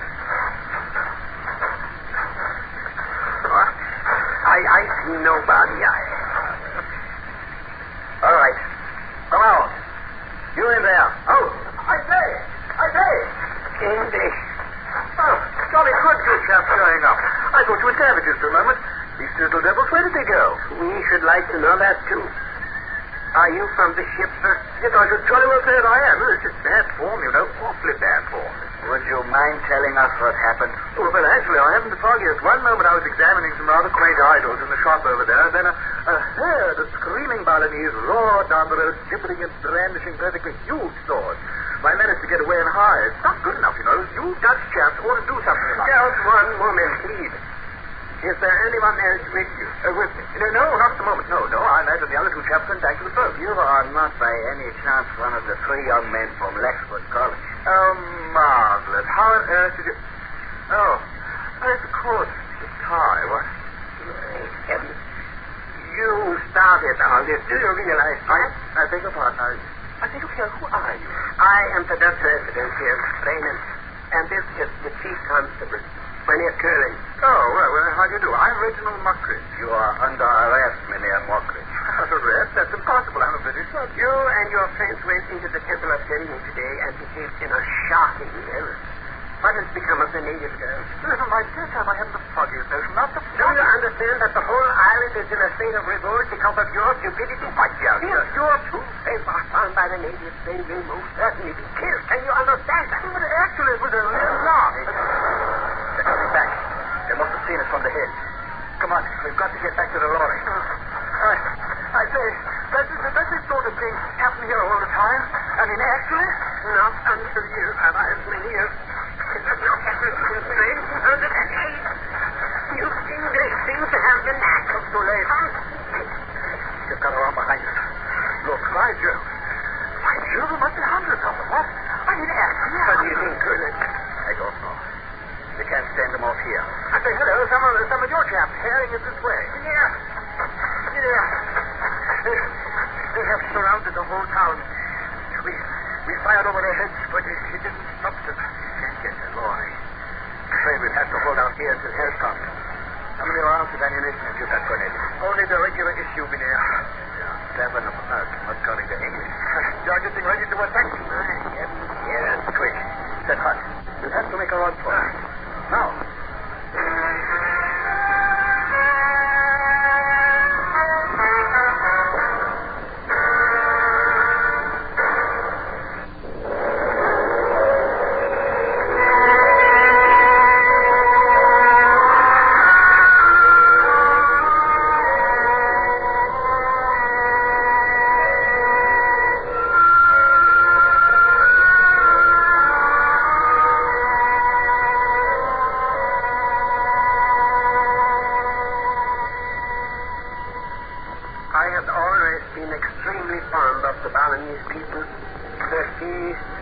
And music. They're altogether carefree and so civilized manner of life. But on that day, the island of Bali was the last place on earth in which I wanted to be. Constable Curran, his subordinate Cornelius, 4 native policemen, the English college boy Mockridge, and myself found refuge in a native hut and awaited the attack. As I have said, the entire population of Bulilang were descending upon us armed with swords, knives, and clubs. Don't shoot until you're sure of hitting. We can't waste ammunition. Very well, Mynheer. I say, any of you have got an extra gun for me? Mr. Mockridge, get back against the wall and stay there. Kindly remember you are under arrest. Oh, there's something in the road. Perhaps they've come to their senses. I say, look, they've got Foggy and Harrison. Blast them. What? Foggy and Harrison were doing the tour together. Foggy, Harrison, it's all right. Foggy's here. Be quiet. Hold your fire. But be careful. It may be a trick. I must you deliver to us the young Englishman. We shall attack. It is the high priest, Madman. Shoot him down first. It's best of the round. No, wait. A moment. Madman. We know the other one is inside. It's you. Bring him out. You know quite well that we have no intention of doing that. I warn you. They must pay for what they have done.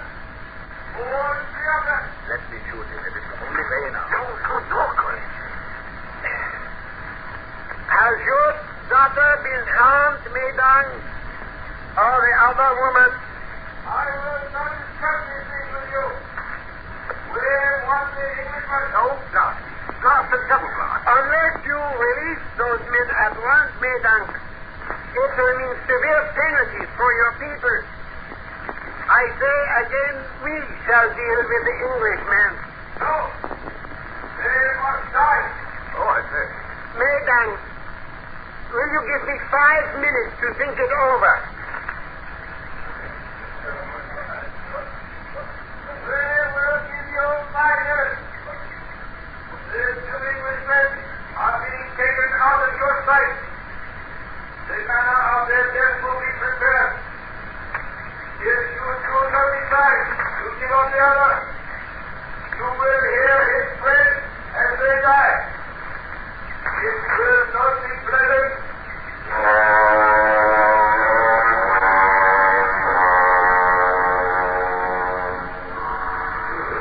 We could see from the doorway as a half-dozen natives took the 2 young Englishmen down the road and out of sight. Madman stood across the street from us, arms folded, waiting. And about him were an incredible number of men, solemn and quiet.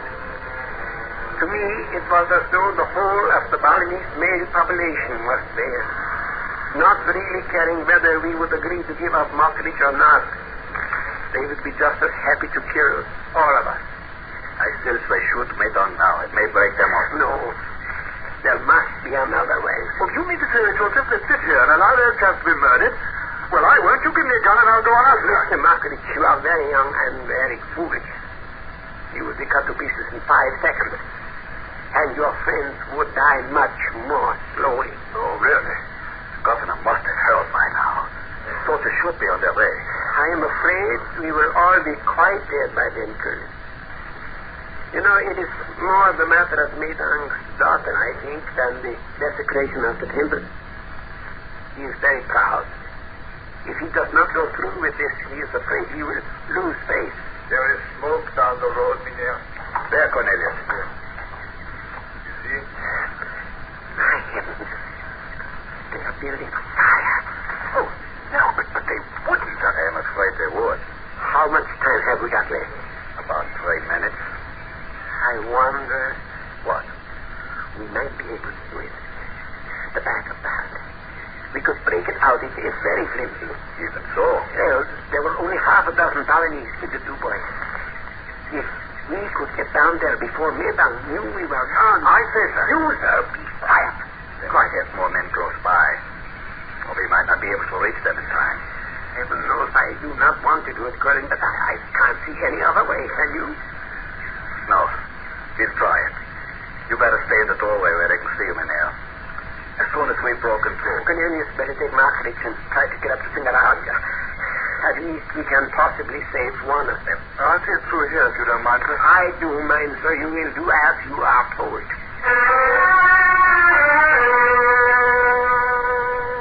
I think I even surprised myself.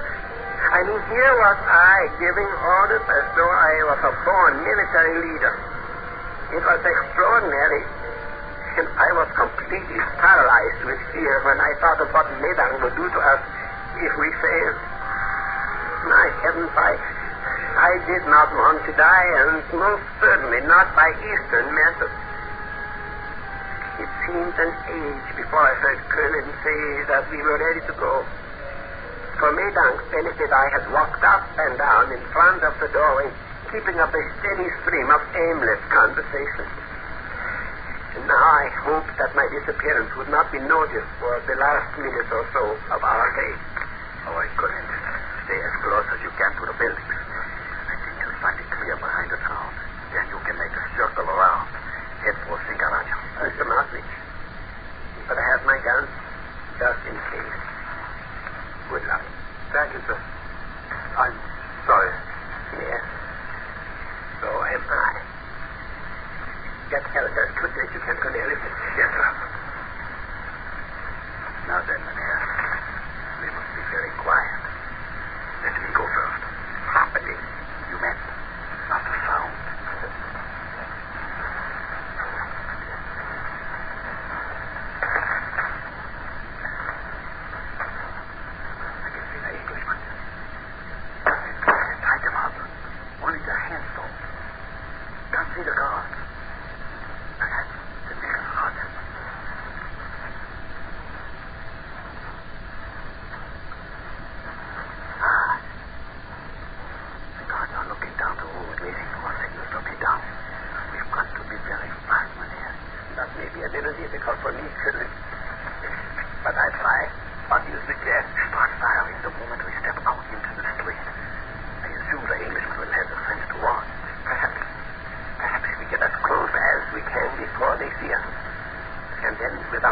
choosing, we can accomplish the same thing. I have an idea that without the others, the gods might be inclined to be a little more peaceful. At any rate, we can try. If we have to, well, we kill them.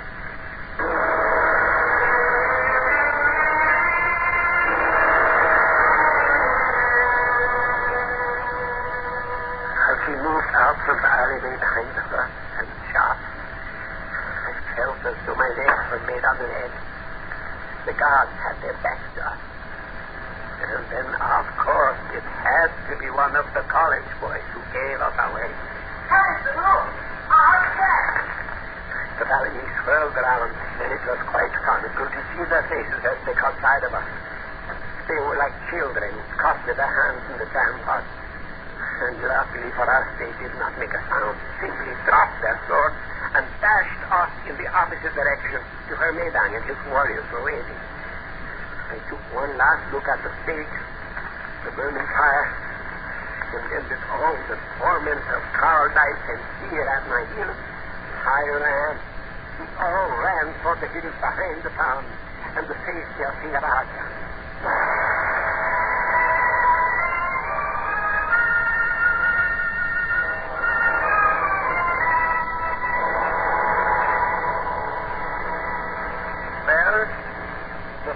Arrived, and that was the end to it. At least to the open Balinese uprising. But there was still the question of what to do. Madman had to be dealt with, so did the Englishmen. I talked it over with the governor and the English consul and Captain Logan, and the communications were made with England and the foreign secretary and the Dutch home government. It was quite a problem. Then, finally, it was Mr. Mottridge who did the right thing. As he said, it was a matter of conscience. Well, it was my fault to begin with, I realize that. I mean, besides, they belonged to the temple. Well, then? But you see, she was really a lovely little thing, the lad, you know? Yes. And since that idea that I saw his daughter's blessed honor, well, I suppose it could be put to rights, don't you know? I mean, it might satisfy him and say, safe, isn't that what you said? That's just what I said. Yes, well, righto, then I'll marry her. You will? Yes, don't you see? My people are disgustingly well off. We can do it. And then when I get home to England, we'll get it divorced. All very hush-hush, of course, because Mother will be absolutely furious. And then I'll ship her back to dear Daddy and Madman, see? And she'll have so much money from the divorce settlement that she can own half of Bali. It might do. Well, after all, it's the very least I can do. After all, you did save my life, and I'm most terribly grateful. It might do. And then this puts the other chaps in the clear, you see, and then we can all go home. I will talk to Madman.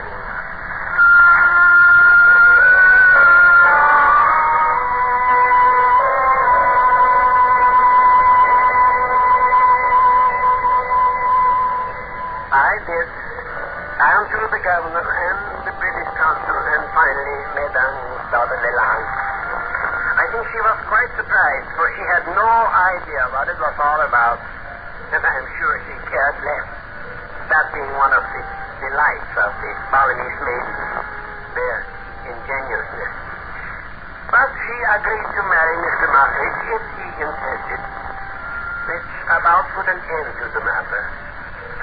Madman was a little touchy for the next 2 months or so, and the governor thought it wiser to close the Balinese port to tourist ships until things calmed down.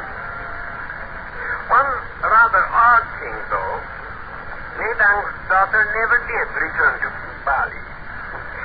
Western civilization must have enriched her immensely, but she remained Mrs. Mottridge, and the last time I heard from them, she's making a brilliant career for herself as a ballet dancer and the mother of twins.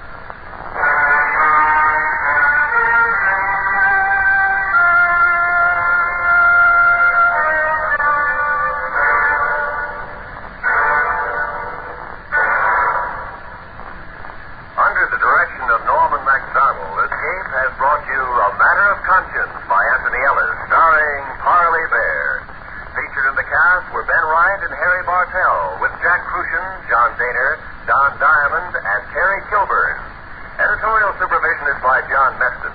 And the special music for Escape is composed and conducted by Lee Stevens. Next week.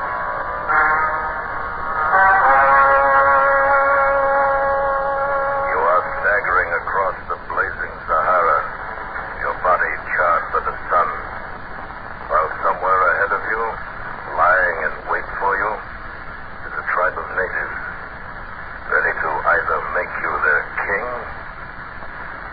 or kill you.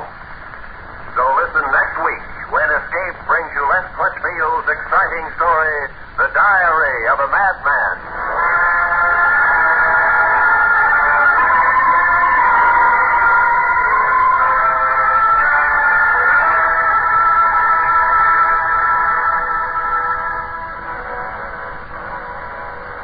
Tired of the everyday grind? Ever dream of a life of romantic adventure?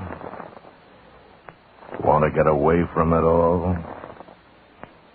We offer you Escape.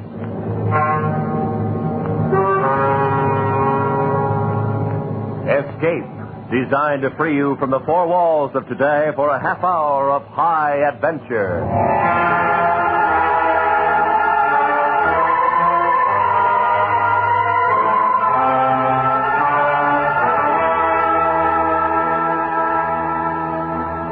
You are staggering across the blazing Sahara, your body charred by the sun, while somewhere ahead of you, lying in wait for you, is a tribe of natives, ready to either make you their king or kill you.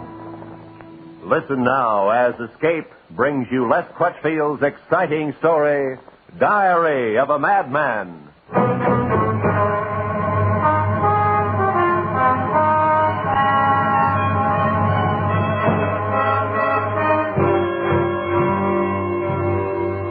From Berlino's History of the Second World War, Volume 2, page 98. During the month of November 1942, the disintegrating German forces in North Africa, with the British Eighth Army doggedly at their heels, moved wearily westward. Morale was low, desertions frequent. But the soldiers of the Third Reich, who singly or in small groups struck southward into the terrible vastness of the Sahara, soon found the blazing days and the freezing nights and the dry and lonely cruelty of the desert far more formidable than any mortal foe. The fate of most is unknown, for few of them were ever heard of again.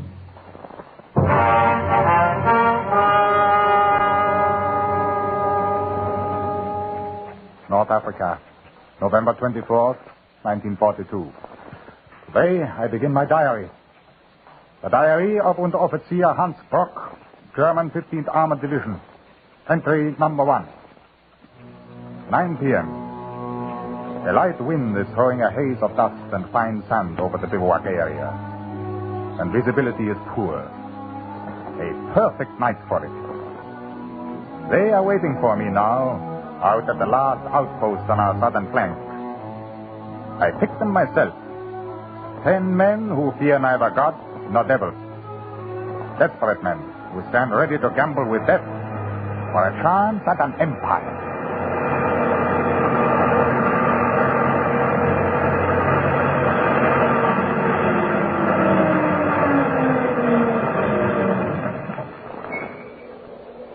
Karl? Careful. Where is it? Hans, where are you? Over here. Flash the light, man. Here. Yeah, I see it. Turn it off now.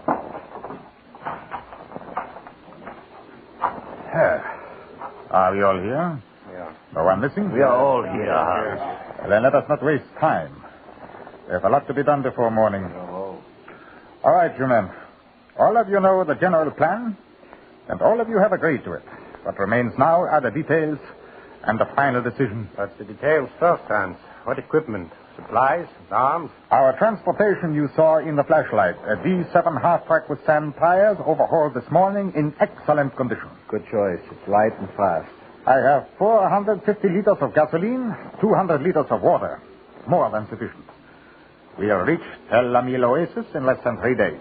With luck. No, it's a matter of planning, Carl, not luck. As for food, there's plenty. Ammunition? 3,000 rounds for the Schmeissers, 2,000 for your sidearm. But the gasoline, Hans, is not enough. It's 1,500 miles to the Niger. Roughly, yeah. The fuel will take us 1,000 miles. And after that, we walk. Exactly. But by then, there will be no danger of pursuit and no Arabs. The oases are close together, and there's plenty of wild game. And the price is more than worth the hardship. The Empire of the Niger has 1 million native subjects, slaves, taking their orders from us. Yeah, that's it, Gebo. 500,000 of them. Hating the French, ready to revolt. Ours for the asking. The Empire of the Niger, with every one of us a king. The alternative. Retreat. Day after day. With the British behind us and the Americans ahead. And no reinforcements now or ever. Back there is the camp and retreat. South of us, beyond the desert, is an empire. Our empire.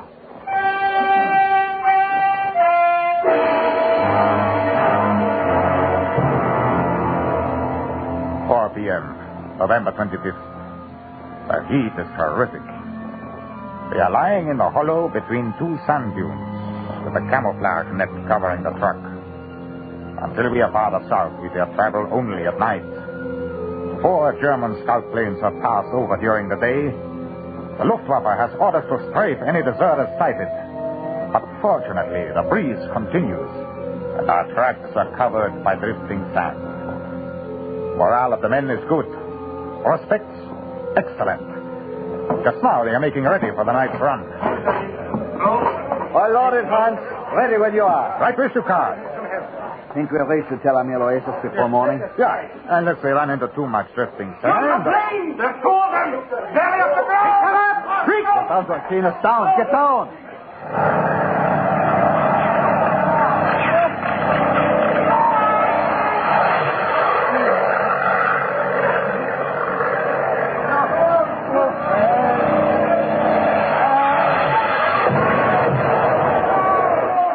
They've hit the truck.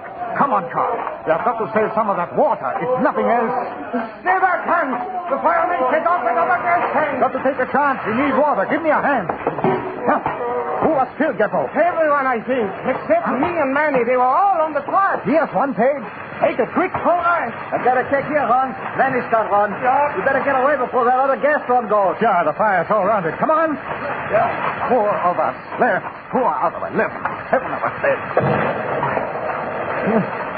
This is far enough. All right. Put them down. Yeah.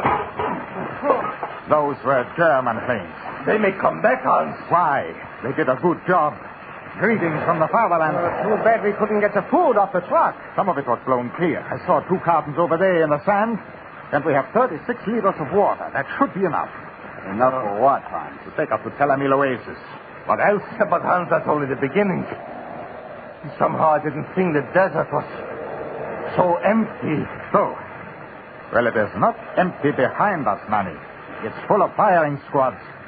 We just had a sample of what to expect. Would you like to go back for more of it? Hans is right. We made our decision, so why change it? We knew there would be trouble. What about the Arabs? They get paid a bounty to bring in the service. We still have our pistols. What odds do you want before you'll play? There is an empire waiting in the south, waiting for the 4 of us. Ours for the taking. All ours. 4 kings. Equals. Brothers. Kings of the Niger. Glorious thing the way you say it. Yeah. It's the carrot dangling at the donkey's nose. Well, no matter. I too am a donkey. Shall we start?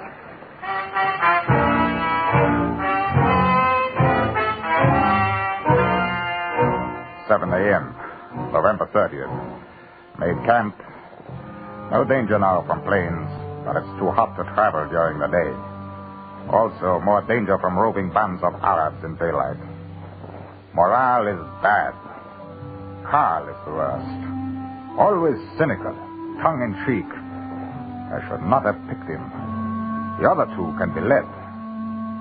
Ought to reach Tel Amil Oasis in 3 more days. We have to reach it.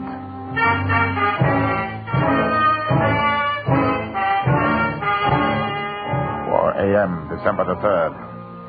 Rest halt. Expect to find Oasis by dawn or soon after.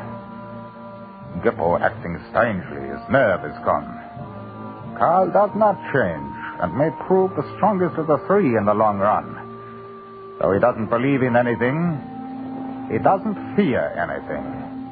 Neither do I.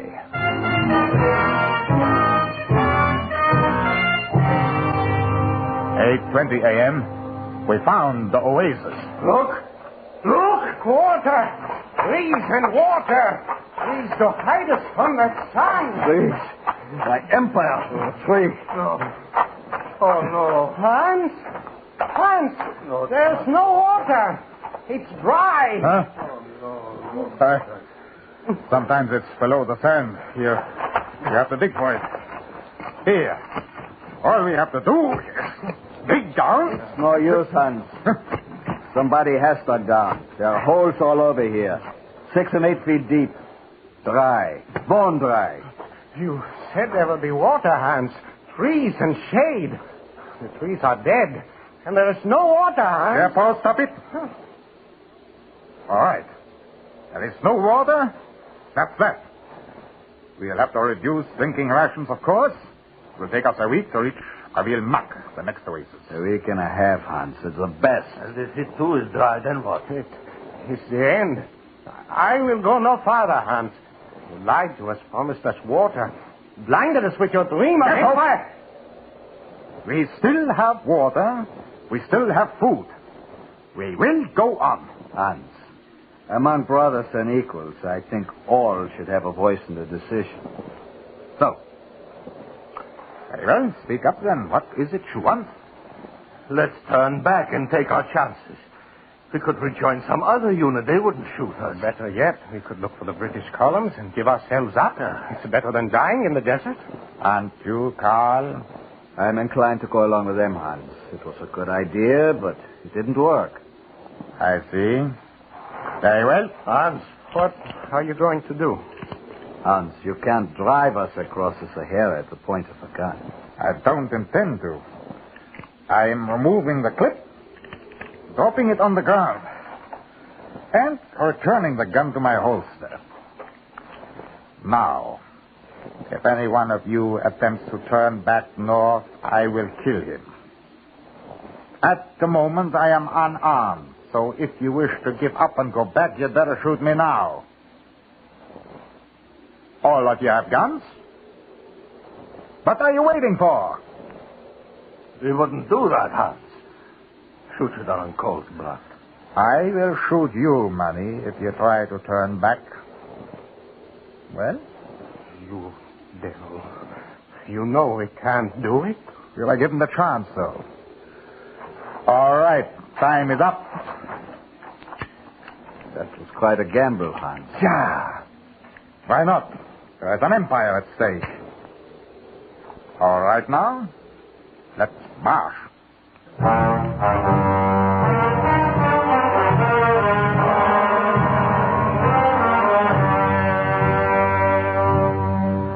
(9:15 p.m., December 8th. 5 days south of Delamille, at about the same distance from Adelmak, in spite of forced marches in the heat of day. Geppo increasingly worse. I watch him constantly. Manny weakening physically but seems mentally sound. Carl? Who knows? I myself am gaining strength. The dream of empire. How can food and drink even compare with it? Why do the others not see it? They are fools. Fools and cowards. We rest here an hour and then go on. Hans? What is it, Geppo? I've got to have water, Hans. My throat is killing me and my head screams inside. We all feel that way. You had your ration when we stopped. But I'm dying. I begin to hear voices speaking to me from the sand, whispers in the wind, strange sounds all around. Let them have an extra ration, Hans. We don't have to cut it that short. No. We'll stay on the ration we set and make the best of it until we get to Evelmac. No, I can't, I tell you. Don't move anyone. I'll shoot anyone who moves. Jeppo, put away that pistol. No. I'm going to drink. For the last time, Jeppo. Beautiful, clear water. Hans, you killed him. You fool. You just sit there and let that water run out on the sand. There. Killed Kings, equals, brothers. Except for Brother Geppo. 3 kings now, huh, Hans? You saw what he did. He defied all of us. I have mutinied. How can a king mutiny, Hans? Why, in emergencies such as that, someone has to act and act quickly. It was his own fault. I don't feel any better about it than you do. You'll look at it differently when we get to Evelmac and find water. Everything will be all right then. You wait and see.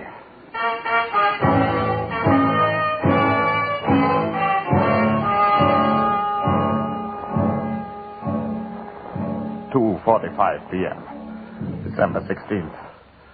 Our progress grows slower.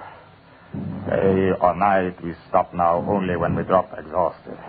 We rest an hour and go on. The large oasis of Evelmac is still 5 or 6 days away. There will be water at Evelmac. I must keep saying that. Believing it. Making Carl and Manny believe it.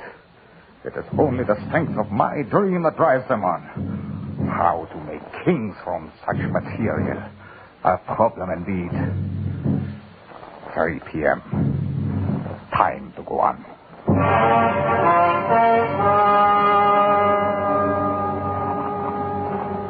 Are you ready, Carl?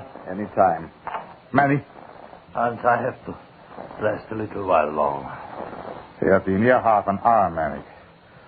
And we stopped only an hour before that. No, but just 5 minutes, Hans. Try getting on your feet. You'll feel better standing up.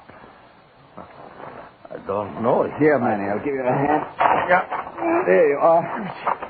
Thanks, darling. Touching to make. It'd have to be carried. Well, if we take it in short hauls, I'll get his left arm here. Leave him alone, Carl. Move back. Maybe with a little help. Get up, Manny. As I can't move. Then you understand that we cannot take you with us? No, Hans. No. You cannot leave him here like this. Let's go, Carl. No, please. At least we can move him under the shelter of those rocks, leave him some food and water, come back for him after we found the oasis. We have barely enough water for ourselves. We can't afford to waste it. Waste it? There's no use arguing, Carl. Let's go. And if I don't? I will kill you. Now move. Hans, please. No, Carl. Manny, Goodbye, Manny. No. No, don't leave me. He has no right to expect anything else. I wouldn't if it were me. How can you be sure, Hans? It is a matter of either him dying or all of us dying. I feel bad about it, too. You're bearing up well. Well, one of us has to. We cannot give in to sentimental weakness. Speak louder, Hans. Manny is screaming in my ears. You are imagining it, Carl. I cannot hear him. I know you cannot.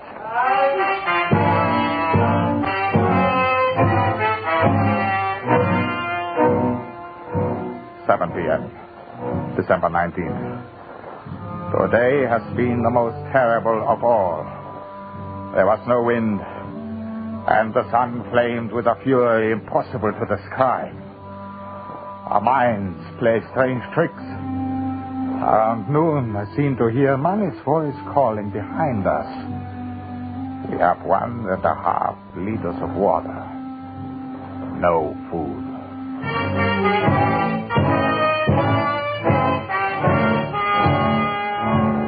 11 a.m., December 20th. A half hour ago, we sighted a flock of birds, but Carl says it means nothing that they can fly for 1,000 miles without water. I know the oasis is near. I keep hearing Manny's voice.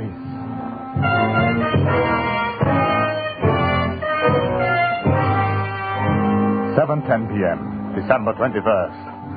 An hour ago, we stumbled into the Abakmak oasis. There are birds by the thousands for the killing and eating, ripe dates, firewood, and water. Pools and rills and ponds of water.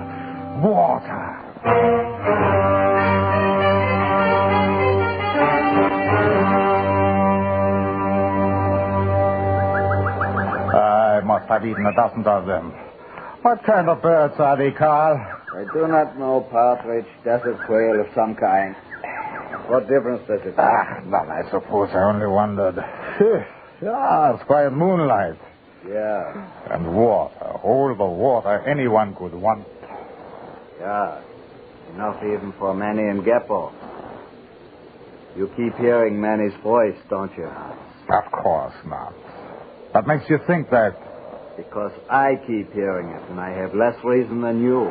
Carl, you have to realize that a leader is forced to do things against his nature, things he doesn't want to do. I'm going to be... Hans? Thought it was we. Yeah, well, I mean we, but anyway, that is the thing that has to determine every move, not our personal dealings. Maybe so, Hans. Incidentally, it is not we. I am not going on with you. What do you mean? Just that. I am staying here at the oasis, Hans. Bob, you can't. What will you do here? Eat and drink, sleep, and think.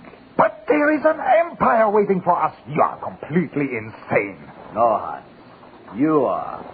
I? As mad as any man could be. Don't say that, Carl. There is no empire waiting for you. There is. No, Hans, because you're insane. Don't say that. What fools we were to follow a power-drunken madman off into the desert. Power and the love of power, the old destroyers, and the trail of violence and murder they leave behind. But I had to do it, Carl. I had to sacrifice Geppo and... The old story, the end justifies the means. Only it never does, Hans. The end is created and shaped by the means. You've sown violence and death, and you'll reap violence and death. No, there's an empire waiting. It's mine, Carl. You are as crazy as Don't say that. Hearing voices babbling about an empire. Carl, don't say that. You're insane, Hans. How plain you're... I told you not to say it, Carl. I warned you. It was your own fault. The same way it was Geppo's fault? Huh? I didn't kill you. I missed. I am glad I missed you, Carl. Huh? Yes? You are insane, Hans. You're hearing things. No! It's all in your head, like Manny's voice. No, you're wrong. I don't hear Manny's voice. Maybe I ought to talk louder, Hans. Manny? No, it can't be. How about me, Hans? Don't forget me. Geppo! That's a trick. You're dead. Of course, Hans. We are dead and you are insane. No, don't say that. It's quite a joke, really. It's the diary. Yeah, I wrote you into it, and that's what makes you stay alive. If I take you out, you'll die and go away. Yeah. Don't you understand? They're out of peace. And then you'll stop it and go away? It's all in your head, Hans. Why don't you laugh? There now. Now you stop. Huh? You're hiding there. I see you behind that tree. There, by the rocks. Over there. You can't stop me. I tell you there's an empire waiting, and it's mine. I'm going to be a king. Take the gun. You can't stop me. None of you can stop me. I'm going to be a king. Do you hear me? A king.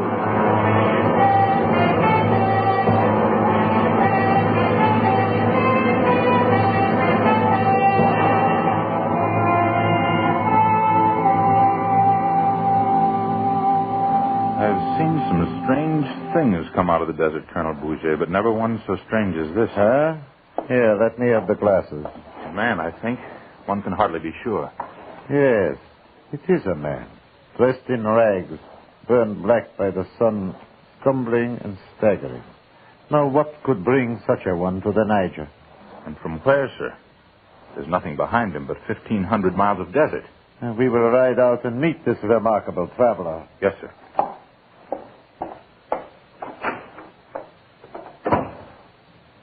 Africa. After 30 years of it, it is still as much a mystery as ever. Well, we shall see.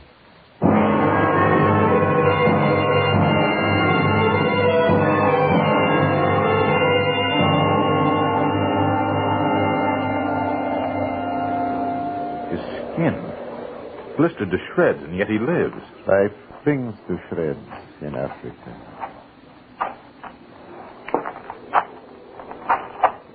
Bonjour, monsieur. His eyes. He appears not to see us. Are you ill, my friend? Where do you come from? You are wrong, Carl. You can see now that you are wrong. For I have an empire. I have 1 million slaves. What did he say? It hardly matters. It was not addressed to us. All three of you laugh. But now you see. They bow to my will, serve my slightest wish. Who are you, monsieur? What is your name? Can you hear me? Thousands of miles, Carl. The empire of the night. What are we to do with him, sir? And I am the king as I told you I would be. Huh? A king with 1 million slaves.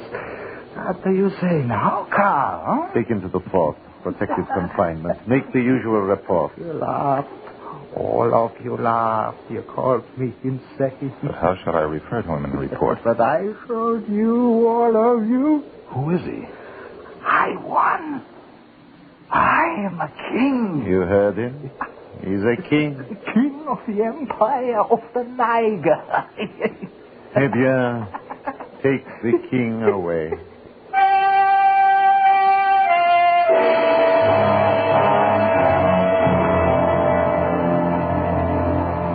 But those who struck southward into the terrible vastness of the Sahara soon found the blazing days and freezing nights and the dry and lonely cruelty of the desert far more formidable than any mortal foe. Few of them were ever heard of again.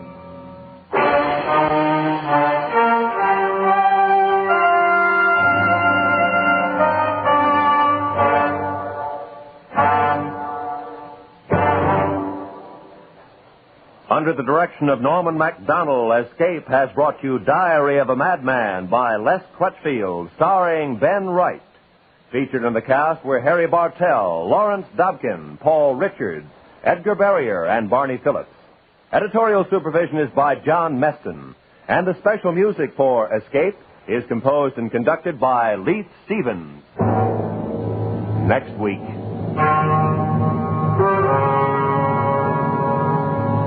You are trapped in a snowbound cabin in northern Canada. The temperature is slowly dropping.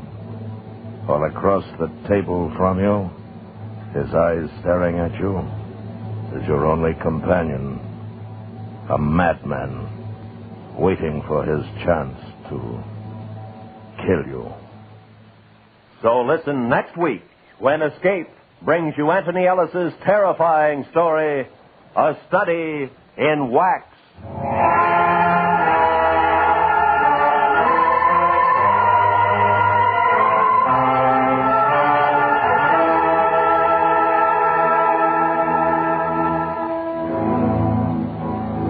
It's 30 minutes of fun, laughter, and entertainment when the Bob Hawk Show is heard tomorrow night. Bob Hawk, the quizmaster who's never at a loss for words, who puts words together so that they lead the contestants right up to the LEMAC questions. You'll laugh and learn, for the Bob Hawk Show is fun for everyone. Hear it tomorrow night on most of these same CBS radio stations. This is Roy Rowan speaking. America now listens to 105 million radio sets and listens most to the CBS Radio Network.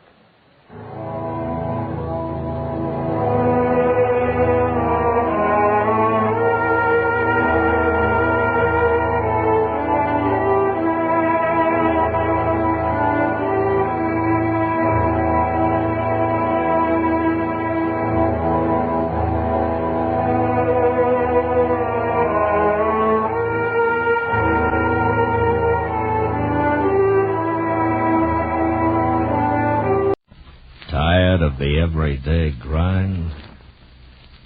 Ever dream of a life of romantic adventure? Want to get away from it all?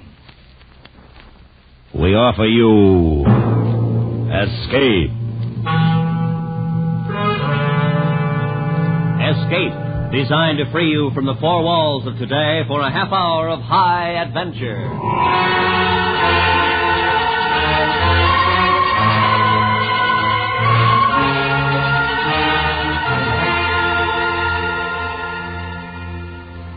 You are trapped in a snowbound cabin in northern Canada, the temperature slowly dropping, while across the table from you, his eyes staring at you, is your only companion, a madman, waiting for his chance to kill you. Listen now as Escape brings you Anthony Ellis's terrifying story, A Study in Wax.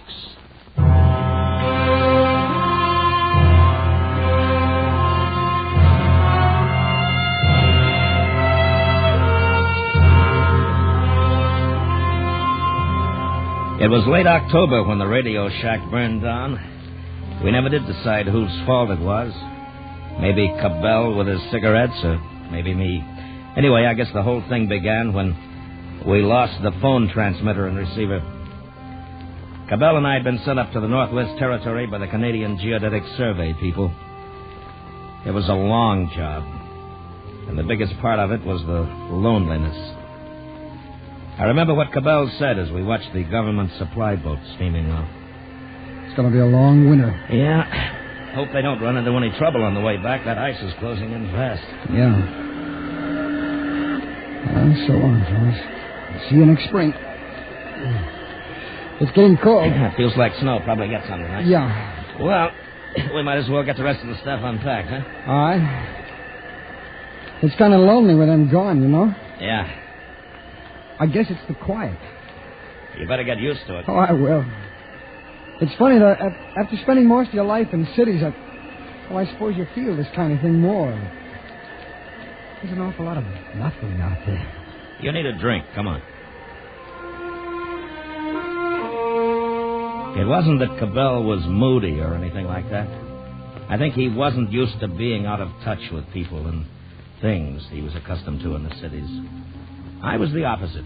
I kind of liked the loneliness. As a matter of fact, now that I think about it, we were a pretty strange couple to hit it off the way we did. And when you got 7 months to spend alone with another man, you got to be sure of each other. And we thought we were.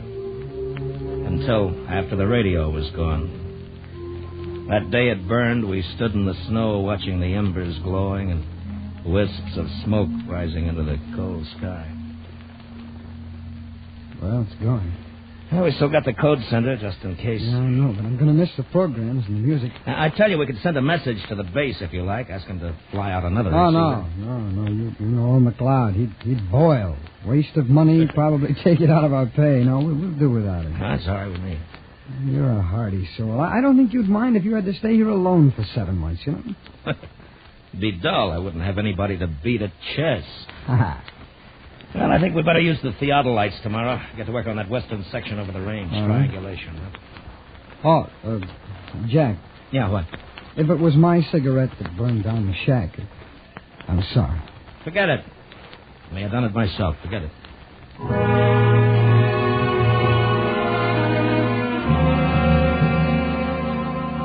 By the end of November, we'd done pretty well as far as work was concerned. But Cabell was getting jittery. We had a week stretch where we couldn't move out of the camp. It was around 30 below outside and blowing 60 miles an hour. Cabell had read most of the things we'd brought along and was sitting at the table trying to beat a solitaire game. I was oiling my gun.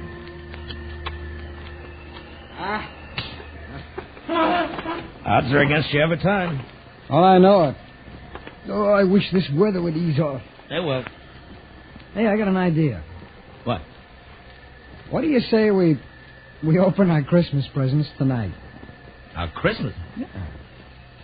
It's November. I know, but I'll bet there'll be some books. I told my folks to pack some books. Yeah, well, what'll you do when you finish? I don't know, but I've got to do something. I just wish we had the radio. Look, we can send a message. If McLeod wants to cut our heads off for burning up his property, he'll have to come here to do it. If not, maybe he'll be feeling good and send it to us. Well, it's worth a try. Do you mind? It's not you, Jack. We talk and play chess, and it's swell, but... Well, I miss the outside. I feel like... Well, I know. Give me a pencil. Sure, I'll get it. Here you go. Thanks. Yeah, how does this sound? Radio shack burned to ground. Can you send new receiver? Mm-hmm. Have only small set on fixed channel. Oh, Jack, couldn't you say emergency?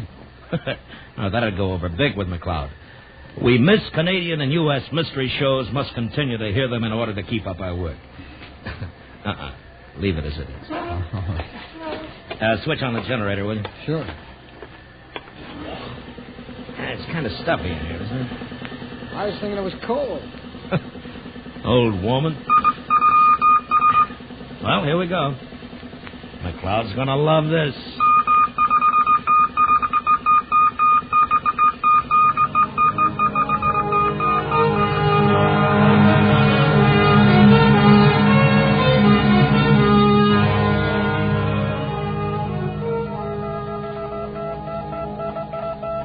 The reply from McLeod came back the following day.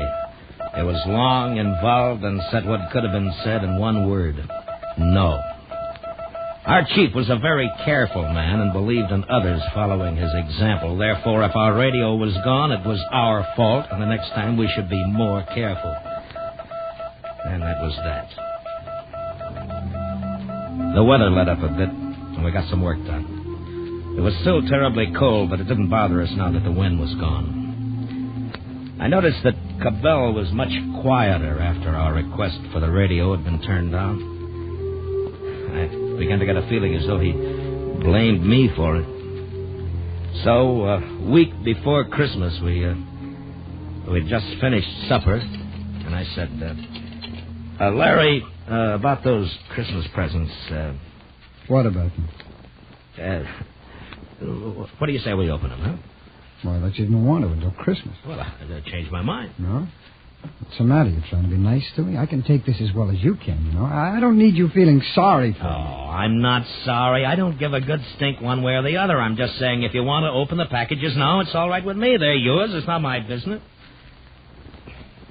Now, forget it. Do what you want. Oh, wait a minute. Will you open yours?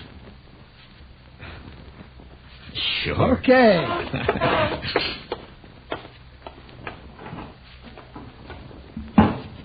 He got a hammer and started to pry open the case. Our families and friends had done their shopping in August, and we'd put their gifts together in the case. And at the sight of those colorful wrappings, Cabell began to smile. Oh, mother of mine. He was back in touch again. They were little things, but a label, a scratch of handwriting, the feel of something different was blotting out his loneliness. Hey, we did great. The great far coldness outside. Come on over. Come on. See what you got. Okay.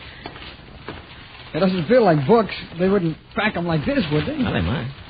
This is from my sister. You met her, Jack. Nancy, the one in Winnipeg? Oh, Nancy. Oh, yeah, sure. Hey, look. What? Look at that. Look what we got. It's a phonograph. A phonograph? Yeah, there must be some records in here. Jack, wind it up, will you? Oh, yeah. This is great. There's a big stack up in here. There must be... Oh, all the lousy, crummy luck. What? What's the matter? They're broken. Oh, that's a shame. Broken up. All of them? Well, there's two of them. It's okay. Well, that's good. It's great. Listen to this, will you? What? Bugle calls of His Majesty's Army. What? I mean it. Look. It belonged to my father. I remember him playing it when I was a kid.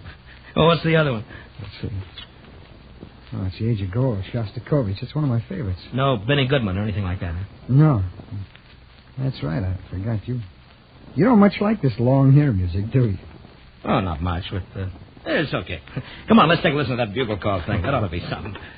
Here, I think I got it wound up enough. Wait till I tell Nancy about that fancy packing job I heard.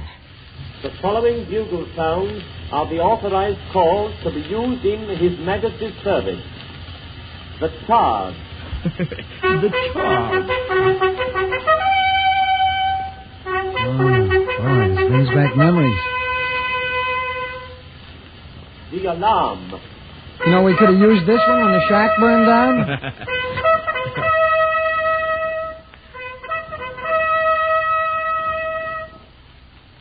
Officer's call. No. On this one, everybody comes. No, it's the next one. Yeah, We got a lot of laughs out of that old record. Played it a couple of times and had a couple of drinks. And I tell you, that phonograph, even with only 2 records, it made a lot of difference to us. The strain seemed to be gone. And then Cabell put on his Shostakovich and got lost in it. To me, it wasn't much. It was all cluttered up with a lot of noise that hurt your ears. He must have played it a half a dozen times while we unwrapped the rest of the things. There were a lot of books and magazines, and that was real good. I figured we could stretch him out for at least 3 months, which would take us into March.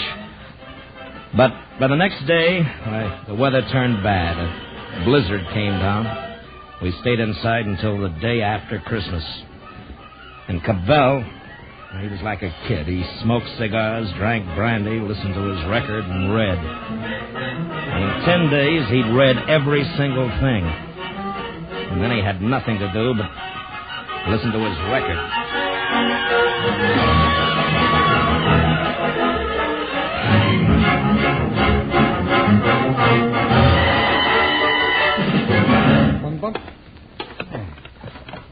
Oh, you're not going to play it again. Sure, you mind? Well, I wouldn't mind not listening to it for a while. Why don't you try the bugle calls? They're quieter anyway. Learn to appreciate good music, Jack. You're missing something. Well, maybe I will. But not from that. It's beautiful. Well, not to me it isn't. Why don't you let it go for a while, huh? All right. I feel that way about it. How about a game? No, not right now, thanks. I want to finish reading this article. What are you reading? Oh, yeah, I read that. That's not much. You know, that guy never could write. Oh? I think it's pretty good. Depends on what you're used to reading, I guess. What kind of a crack is that? Nothing. It just depends on what you're used to reading, that's all. Does that make me a lowbrow? Oh, you said it. I didn't. You better check the oil outside. I did it yesterday. It's your turn. I did it this morning. In this weather, we do it twice a day. You remember? Oh, yes, sir. You trying to be funny? No, I just didn't like the way you said it. We're both in charge here, you know. Not you or me. Nobody gives orders here. We share the responsibility. Okay, then do your share. All right. I'm going out to check the oil, and not because you say to do it, you know, but because I want to. Well, good for you!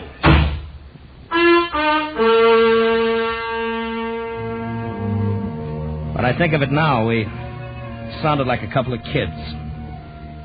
And I can't even remember what it was that set us off.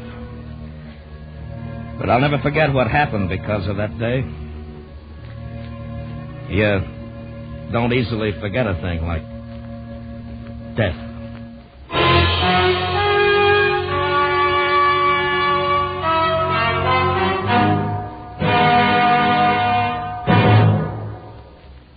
We will return to Escape in just a moment. But first...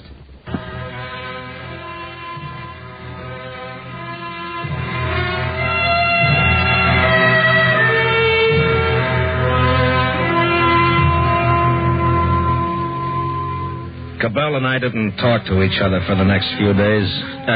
Not the way we used to. I mean, just conversation that was necessary to do our work. And that was it. He didn't play his record either.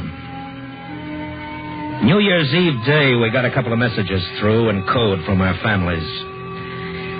And I guess we both felt pretty bad. Cabell was trimming the oil stove when I decided to try and make things up. Say, Larry. Yeah? Look about that business the other night. I'm sorry. It's my fault. Really. It's kind of silly, you know. Yeah.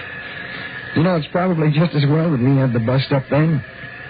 There's still 3 months to go before that ship comes back. Yeah, I know.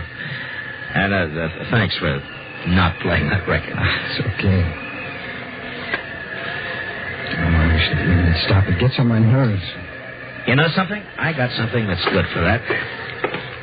What? What do you got there? Something to toast the new year. Champagne? Yeah. And 2 bottles. Oh, what an idea. Oh, Jack, this is wonderful. We'll stick them outside for a couple of minutes and cool them Well, off. here, let me have them. I'll do it. Okay. Oh, bring a touch in, too. Oh, that's cold. You want to know something? What? The best thing for you and me to do tonight is to get roaring, stinking drunk. Champagne with brandy chaser. Right.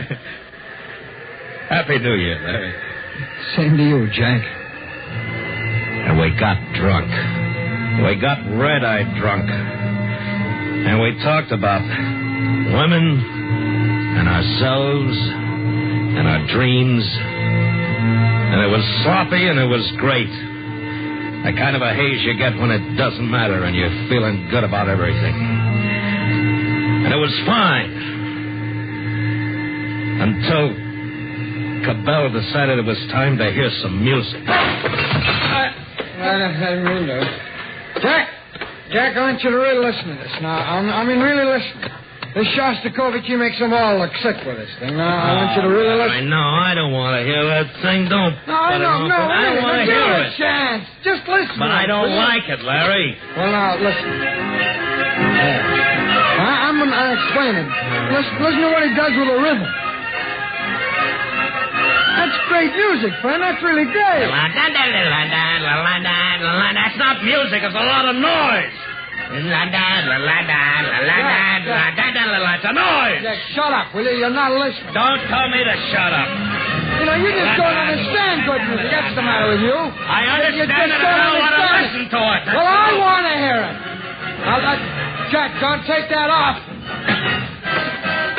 Take your hands off of me or you're going to get hurt. Now, listen, Jack. You stay away from that machine. Get out of my way. Hey, don't get pushy, friend. I'm going to kick your brains out for that. I'm sick of you and your filthy music and everything. Don't touch that record.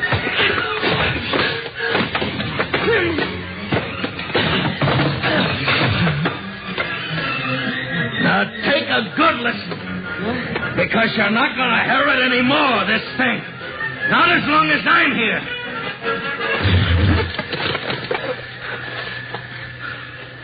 Put it down, Jack. I mean it, put it down. Put it down or I'll shoot you. I'll do it if you don't put that record down. And I got sober. I might never have had a drink. I was so sober. Cabell had reached up for one of the holsters that hung near the door. And he wobbled to his feet. The gun held tightly in his hand. There was blood running out of his mouth and down his chin. And I just stood there. And I put the record down on the turntable. You were going to break it, weren't you? Weren't you? Yeah. I knew you were. I know because it gives me pleasure to listen to it, and you don't like that.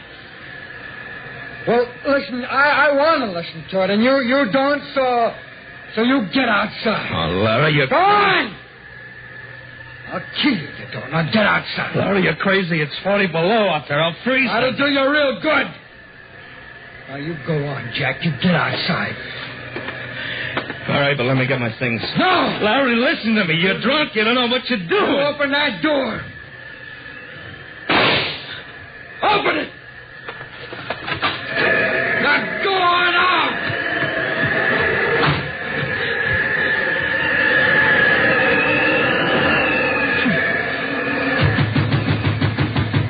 Larry! Larry, let me in, Larry!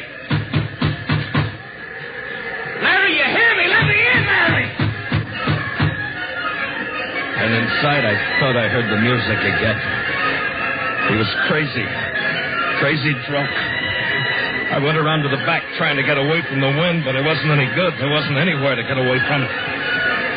I've seen what happened to men caught in the open this way, and I knew how quickly it could happen. So I ran and I jumped. Anything to keep moving. And all the time I couldn't believe it was happening. I don't know how much time went by. Maybe it was a minute. Maybe it was 10. Jack! Jack, where are you? Jack! I heard him calling. Through the flurries of powdered snow blown off the roof, I saw Cabell standing in the doorway. And I saw the gun still in his hand, hanging by his side. Come on in, Jack! And I forgot the cold. Jack! I only knew that Cabell had gone mad and he was going to kill me. Somehow I had to get him away from the cabin, get him outside where I'd have a chance. I waited for a minute and then... Larry! Larry, over here, Larry! Over here! I knew that he'd heard me. And I saw him move out from the doorway. Quiet! Did you hear me? Where are you? Over here! Over this way! And I moved back behind a hummock. I thought I might be able to make a wide circle and double back to the cabin before he knew what was happening. Jack! I couldn't hear you. Hurry! Jack, where are you? Larry! Larry! And the wind burned my eyes so that I couldn't see, and I tripped and I fell. My hands bare, didn't feel the coldness of snow any longer. Jack! Jack, over here! Jack, he must have seen me. He was close enough to shoot. And I tried to run, stumbling, falling. And then it was easier, and I was going downhill. But he was behind me. Jack, come back, Jack! Jack, it's all right, come back! And then there was something different in the feel of the ground under me. It wasn't ground anymore. Not snow. It was ice. Jack! I'd reached the shore, and I was going out on the frozen sea. Jack, don't go out there! And I began to imagine that I could feel the movement of the sea under me, and suddenly it didn't matter anymore. I didn't care. I couldn't run. I just wanted to lie down. I just wanted to lie down. Jack, take it easy. It's all right. It's going to be all right. You don't have to be afraid. Jack, you can have the gun if you want. When it happened, the fellow was no more than 8 feet away from me. But I just lay there watching, waiting for him to shoot. And the dark ribbon that split the ice grew wider and wider. A semicircle of ice had cracked away. It wasn't very big, and it was drifting out away. And the ribbon was no longer a ribbon. And at that moment, I knew that he hadn't wanted to kill me. That I'd been wrong. Larry! Larry, jump in! Swim! Now, come on, swim! You can make it! I can't! Come on, Larry, swim! I can't swim! I can't swim, Jack! Well, try to! You gotta try! Please, hurry, Larry!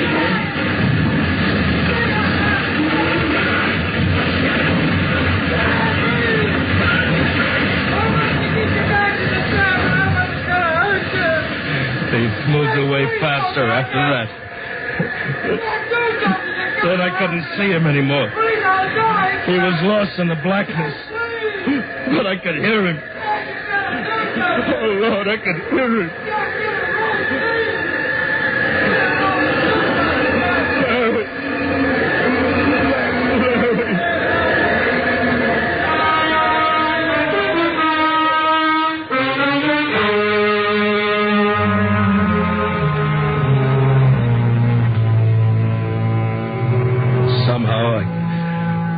I got back to the cabin.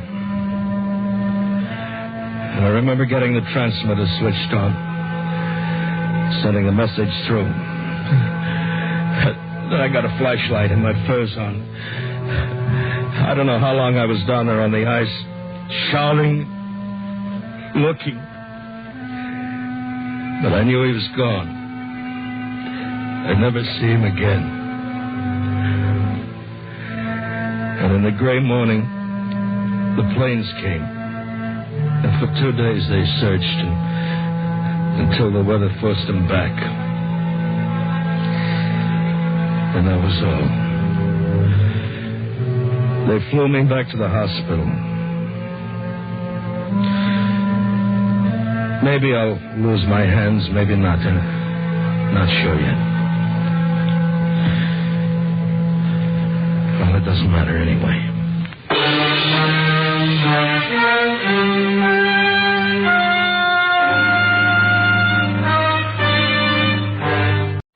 Tired of the everyday grind?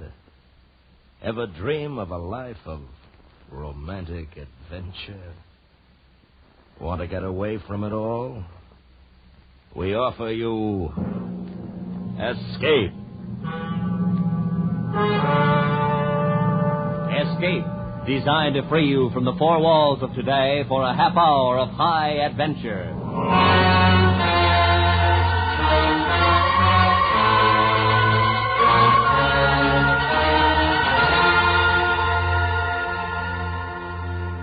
You are crouched in the center of a barren room, the heat of the tropics numbing your brain, your bare hands bleeding and torn. While facing you, his giant hands reaching for you, is the brute of a man whose life depends upon his killing you. Listen now as Escape brings you John Russell's unusual story, Jetsam.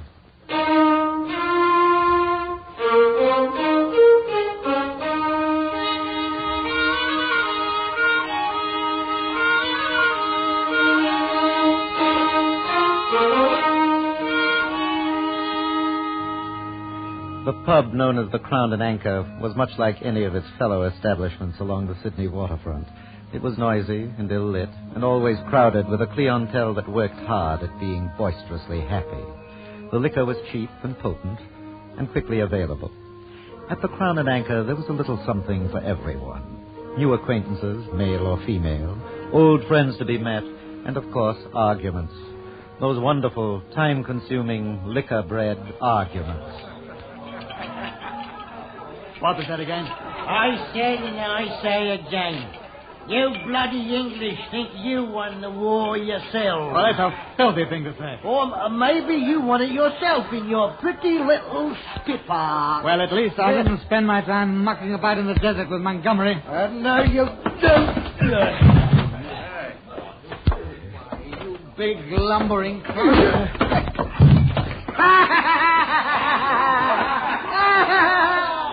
The fleet alarm has just collapsed.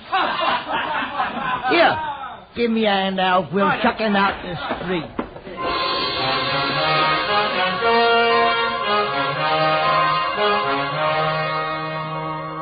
And now, sitting in the waiting room of Morley & Sons solicitors, Junius Peabody couldn't remember too well everything that had happened. He remembered the Crown and Anchor, and the man with the scarred face, and waking at dawn on the cobbled street face down in the gutter, but he wasn't too clear on the reasons for it all. Well, John will see you now, Mr. Peabody. Good morning, Junius.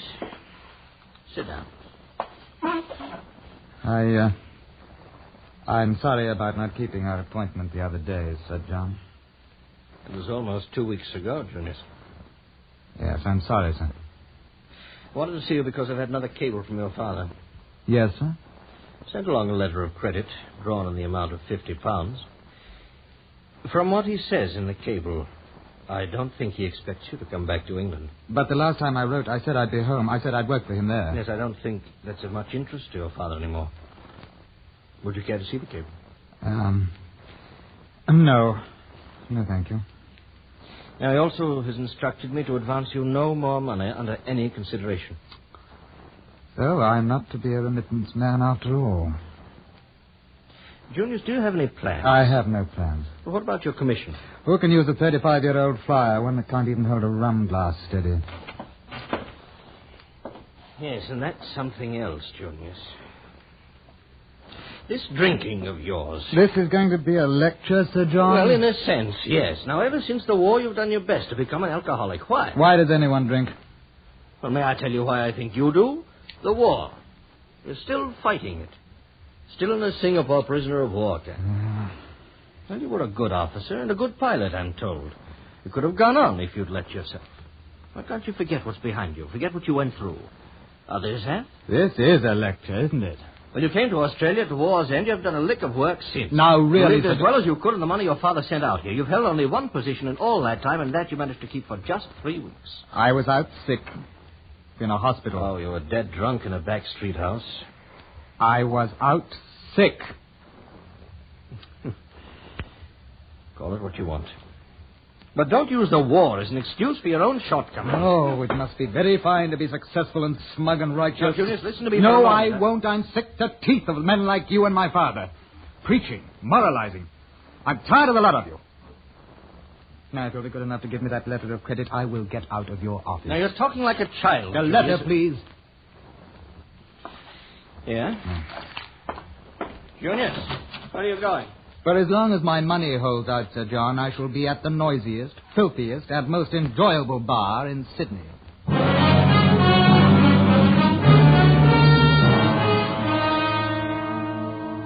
And that was the start of a most colossal binge for Junius Peabody. The entries were badly blurred, but he could trace himself up through Brisbane, Port Moresby, Macau. There were assorted voyages and counter-voyages, women's faces, and the cloying aroma of heavy perfumes. There was a hectic session when he and a Norwegian schooner captain hit the bank at Fantan and swore eternal friendship amid champagne baskets. And it was this same captain who landed him finally, the champagne baskets having been emptied, on a small island. And it was on this island that he found a bar where a tall, cynical white man by the name of Bendemeer cashed in the remains of the dwindling letter of credit for the last magnificent splurge.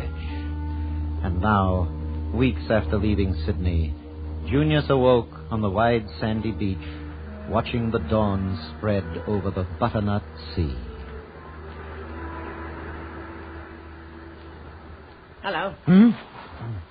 You don't happen to have a flask or anything handy about you? Well, if I had one, it would be empty. Shame it is. I've a notion I'm about to have the fantods. The what? Fantods, you know, the creepers. Oh. Yeah. I could use a bracer myself. I'm the Sydney Duck. Your name's Peabody. That's right. It wasn't half a party you gave last night at the Bendemeers. Bendemeers? It seems to me I was thrown out of there last night. Is that right? That's right. Yeah. You was, and me, and the big Dutchman, Willems. But it was your fault. You started playing chuck farming among his bottles with a bunch of copper spikes. I never seen a man hold his liquor worse. Well, I paid for it, didn't I? It was my money, and heavens knows you had your share of it. Well, Lord love you, chum, that I did. Hey, seeing as he threw us out, I suppose your credit's gone. I imagine. Sydney? Yes? What is this place? This is a beach, chum. And the island's Fufuti. And what the devil's Fufuti? 3,000 miles from the nearest pub. Well, I did have some cufflinks and things. I wonder what became of them. Hey, you got any smokes left? Oh. Here. Thanks. Well, you're on the beach now, matey, that's for certain. And you won't like it, you won't. Do you? Me, I'm used to it. Now look at your hands. Although you never did a day's work in your life with them soft hands. You was probably a gentleman. But you're a beachcomber now, matey, a lousy beachcomber. And you needn't expect me to do no begging for you, for I won't no fear. Junius turned and examined the features of the Sydney Duck, who was hunched on the sand beside him. The prominence of the nose and upper lip, the thin pink ears, the jutting teeth that gave him the feeble ferocity of a rat. And at the same time he was conscious of himself, only in a different way. Here was Junius Peabody, washed up on the beach at the far edge of the world, like any other bit of useless jetsam, to stay and to rot. Pretty low. Oh, it ain't so bad. Nobody starves here, that's one thing. You can always fall in with a wedding or a birthday or something. Or maybe you come across a new chum with a bit of brass. Some flat who's willing to stand the drinks. Like me? Oh, there's plenty like you. The pearl fishing brings them in, you see. When they're stony like you, they usually take the job till they get a chance to get away again. That is, if they're able to do anything at all. What can you do? That's a good question, Sidney. Well, what can you do? I can fly a Spitfire, and I'm a good judge of French brandy. Huh. That's not much, is it? Not much. Hey, what's the name? I'm Where are you going? Going to take a swim. Have you had yours yet? Oh. Morning bath on the beach at Fufuti. Well, you can't tell, Sidney. You might like it. Doggone. Can't prove that water ever helped anybody. Aye. You really are going in. Yes, I really am. Keep an eye on my things, Sidney. Oh, right you are, me lord. Hope the bath ain't too cold, me lord. Junius walked down the sand alone to the water's edge and stood looking out to where the sun sent a long, glittering path toward him across the morning sea. And he was suddenly conscious that he made an ugly figure under the clear light. He moved out into the water till it reached his knees. Then something bumped against his shin, nearly tripping him. He could see the object floating nearby. It was a rough lump of some substance, grayish-brown, the size of a boy's football. He picked it up. To the touch, it was greasy. Sidney! Sidney, Duck! What? Come down here to the surf a minute. I'm close enough now. You got something to show me? Bring it here. This was floating about in the water. I think I know what it is, but I can't quite believe it. Think you know what is? This. Sit up and have a look at it. Hey, boy, the great Lord has it. It's the stuff. Look at it. All smooth and greasy like.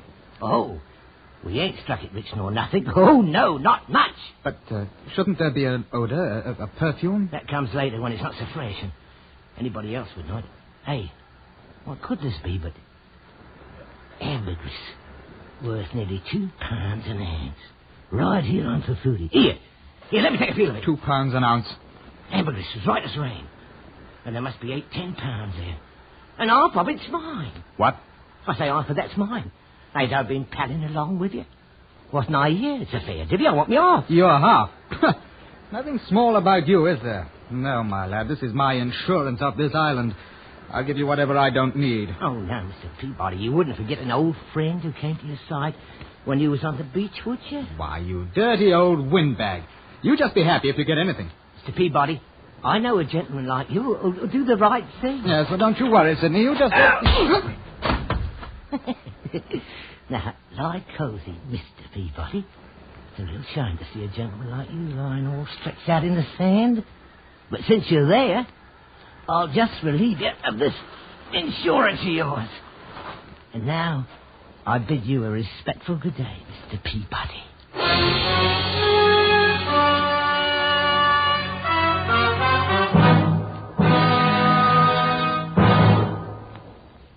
In just a moment, the second act of Escape. But first, tomorrow night at most of these same CBS radio stations, hear William Powell in a startling anti-communist drama titled The Man Who Cried Wolf on Suspense. Tomorrow night on CBS Radio. And now, back to Escape.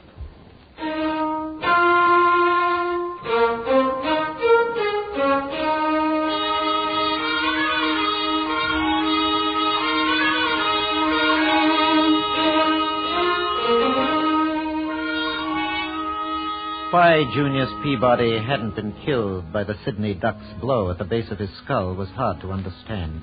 But it was only a matter of minutes later that he presented himself at Bendemere's Saloon and General Store. It was the only place Junius was known on the island of Fufuti, and Bendemere was the local authority. He was at once the best loved and the best hated individual, being police, landowner, merchant, trader, and purveyor of bad alcohol. Junius stood a moment, trying to get his breath, and then... I've been robbed. So? The property of mine has been stolen. Money? This was? No, not money. Then what do you care? What do I care? What are you talking about, man? What was this property you lost? Well, that's not important to you. I want to know if you're going to do anything about it. No. Why should I? But you're the only authority on the island. That's right. Who was the man who stole from you? Sidney Duck. He hit you and ran off? Yes. I could help you, but I won't. What? I've seen too many of your kind here on the beach. Drift stuff that gets washed in. You're not worth it. All right, I'll do this myself since you won't help. Where are you going? I don't know, but this island isn't so big I can't find the Sidney Duck. You go alone to retake this property of yours? Since I must, yes. You're a fool. They'll probably kill you. Well, they'll probably... They?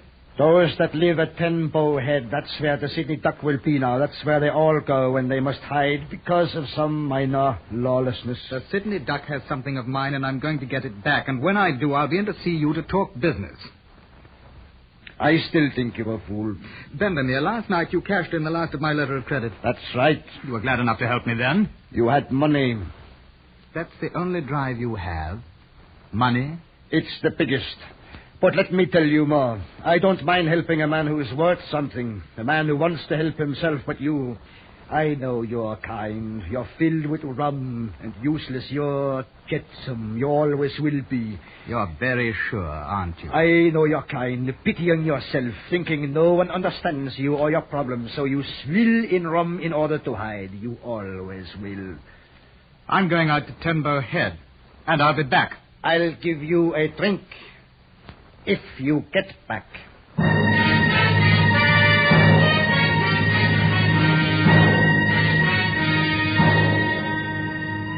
It took the better part of 2 hours for Junius to work his way over the lava cliffs and crevices, knife-like and treacherous, to Tenbow Head, or what was better known as the Rocks. And here, his fingernails bleeding, his clothes torn, Junius finally found the Sidney Duck and Willems. They were seated on a small ledge, half hidden by pandanus leaves, overlooking the blue Pacific 30 feet below. Between the hulking German and the little Sidney Duck was the prize. His prize. The gray-brown ball, now enclosed in a torn fishnet.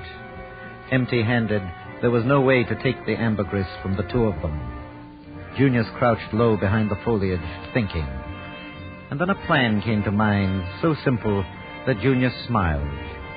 With a rush, he cleared the foliage and, stooping, clutched the filled net with one hand. Then, before the two startled men could more than cry out, he dove into the ocean 30 feet below.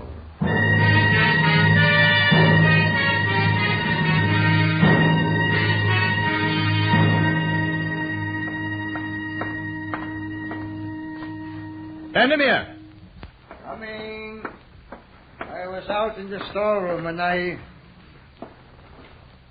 Peabody. That's right. I'm back. Yes, so I see. But not in good condition. It'll do. You needn't stare. I'm a paying customer now. As how? Ambergris. My property. Over 10 pounds of it. What? Was it this the Sidney Duck robbed you of? That's right. And you went out to the rocks to get it back from him yourself? From them. Willems, the German, was with him. By yourself?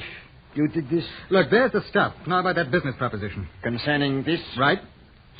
How much do you want for it? 1,000 silver dollars or 2,000 shillings. I don't have that much about me. Suppose we say a standing credit for 1,000 drinks instead. I want money, not liquor. It amounts to the same thing. By the time you drunk yourself to death, I'd simply have the money back again. No, it doesn't, because I'm going to leave this island. And to do that, I need money. So let's talk business, Bendemeer. Not yours to sell, you bloody thief. What? Mr. Bendemeer, this man here. This Peabody robbed me and my partner Williams of that what's lying on your counter there. And if you want to do business, it should be with Williams and me. Yeah, that's right. That's ours. Now, what you give us? I have been told it's not yours. Sidney, you're a lying little cheat. You know that's mine. I found it. That belongs to the Sidney Duck. That's a lie. Don't tell me. Oh, quiet! All of you. Oh, Mr. Bendemeer, after all, it's our word against his. And they're two of us. But what if two of you are lying? How do you suggest it be settled? Fight for it. Yeah, fine. We'll go outside, the three of us, and whoever comes back in, it's rightly theirs. Yeah, good. The minute I set foot outside that door, you'd have a knife in my back. Oh, you don't sound as brave as you did before, Mr. Peabody. Not against the two of them. I'm not a fool, that's all. Against one, perhaps. Villains?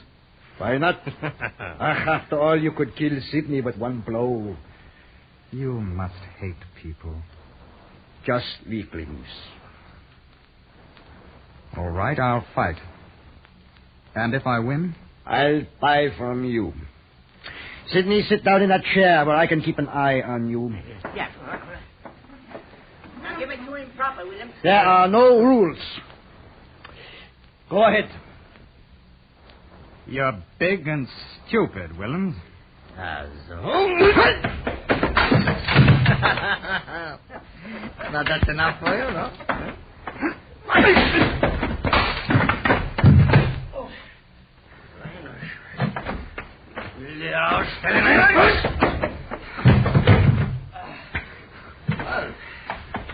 Einmal mehr, Kleinchen, einmal mehr.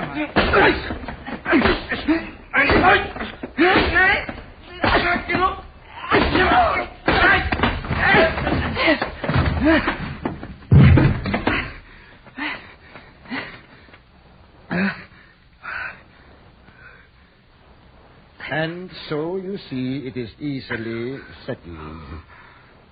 Sidney Tuck. Yes? Get your friend out of here. I have business to discuss with Mr. Peabody.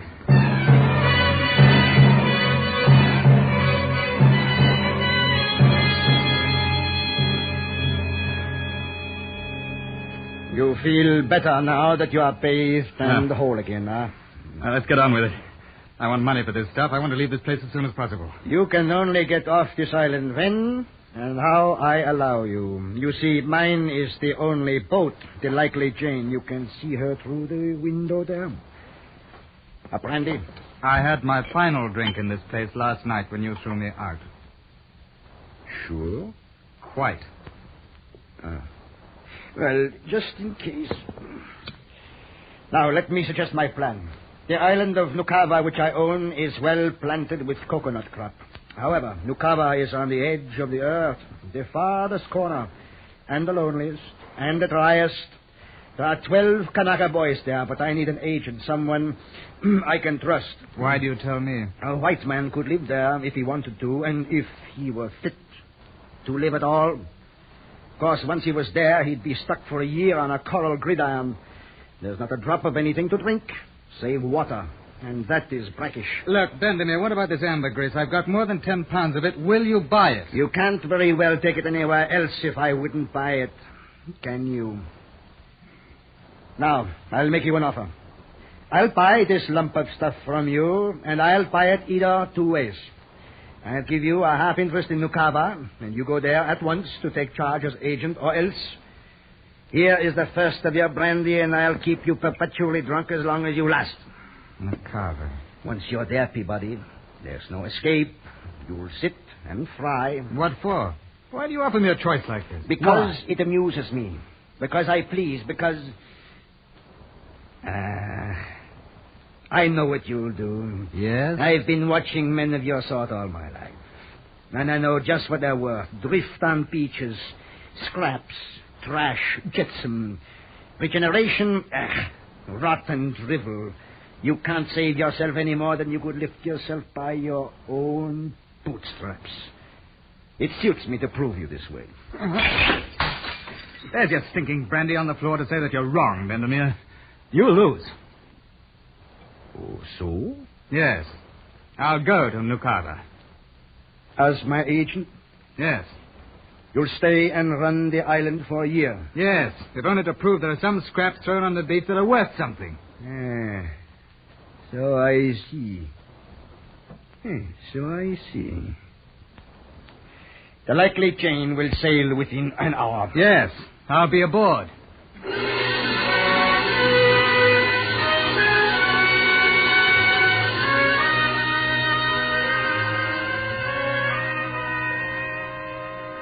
An hour or so later, as Bendemeer watched the likely Jane set a course for Nukaba, there was a smile on the face of that remarkable man, curiously unlike that of a loser's chagrin. He was still smiling as he went back to his storeroom to put the place to rights. There was a clutter of odds and ends of cargo from one of his surf boats, which had upset the day before while hauling cargo out to his schooner. Most of it had been salvaged by his Kanaka boys along the shore. But a certain tub containing tallow had lost a part of its contents. However, he was able now to restore the missing tallow, a large lump, weighing perhaps 10 pounds or so.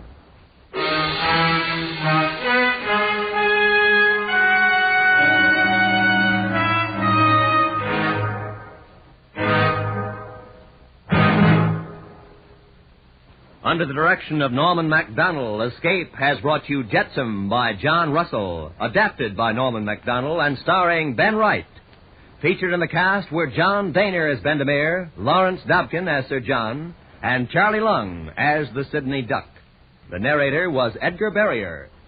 Editorial supervision is by John Meston, and the special music for Escape is composed and conducted by Leith Stevens. Next week...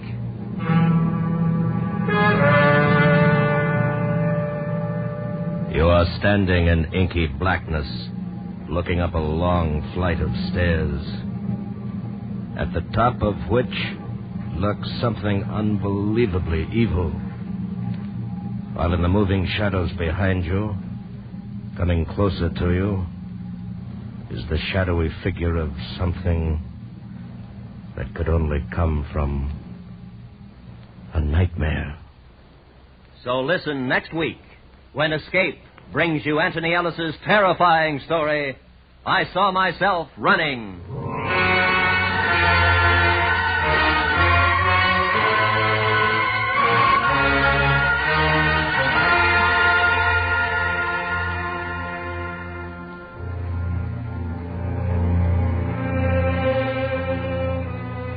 Tomorrow on CBS Radio, hear Robert Q. Lewis filling in for Arthur Godfrey, who's off on an Air Force mission. On House Party, another of our Monday through Friday mainstays here on CBS Radio, popular Art Linkletter holds the reins. Don't miss them tomorrow on most of these same CBS radio stations. This is Roy Rowan speaking. America now listens to 105 million radio sets and listens most to the CBS Radio Network.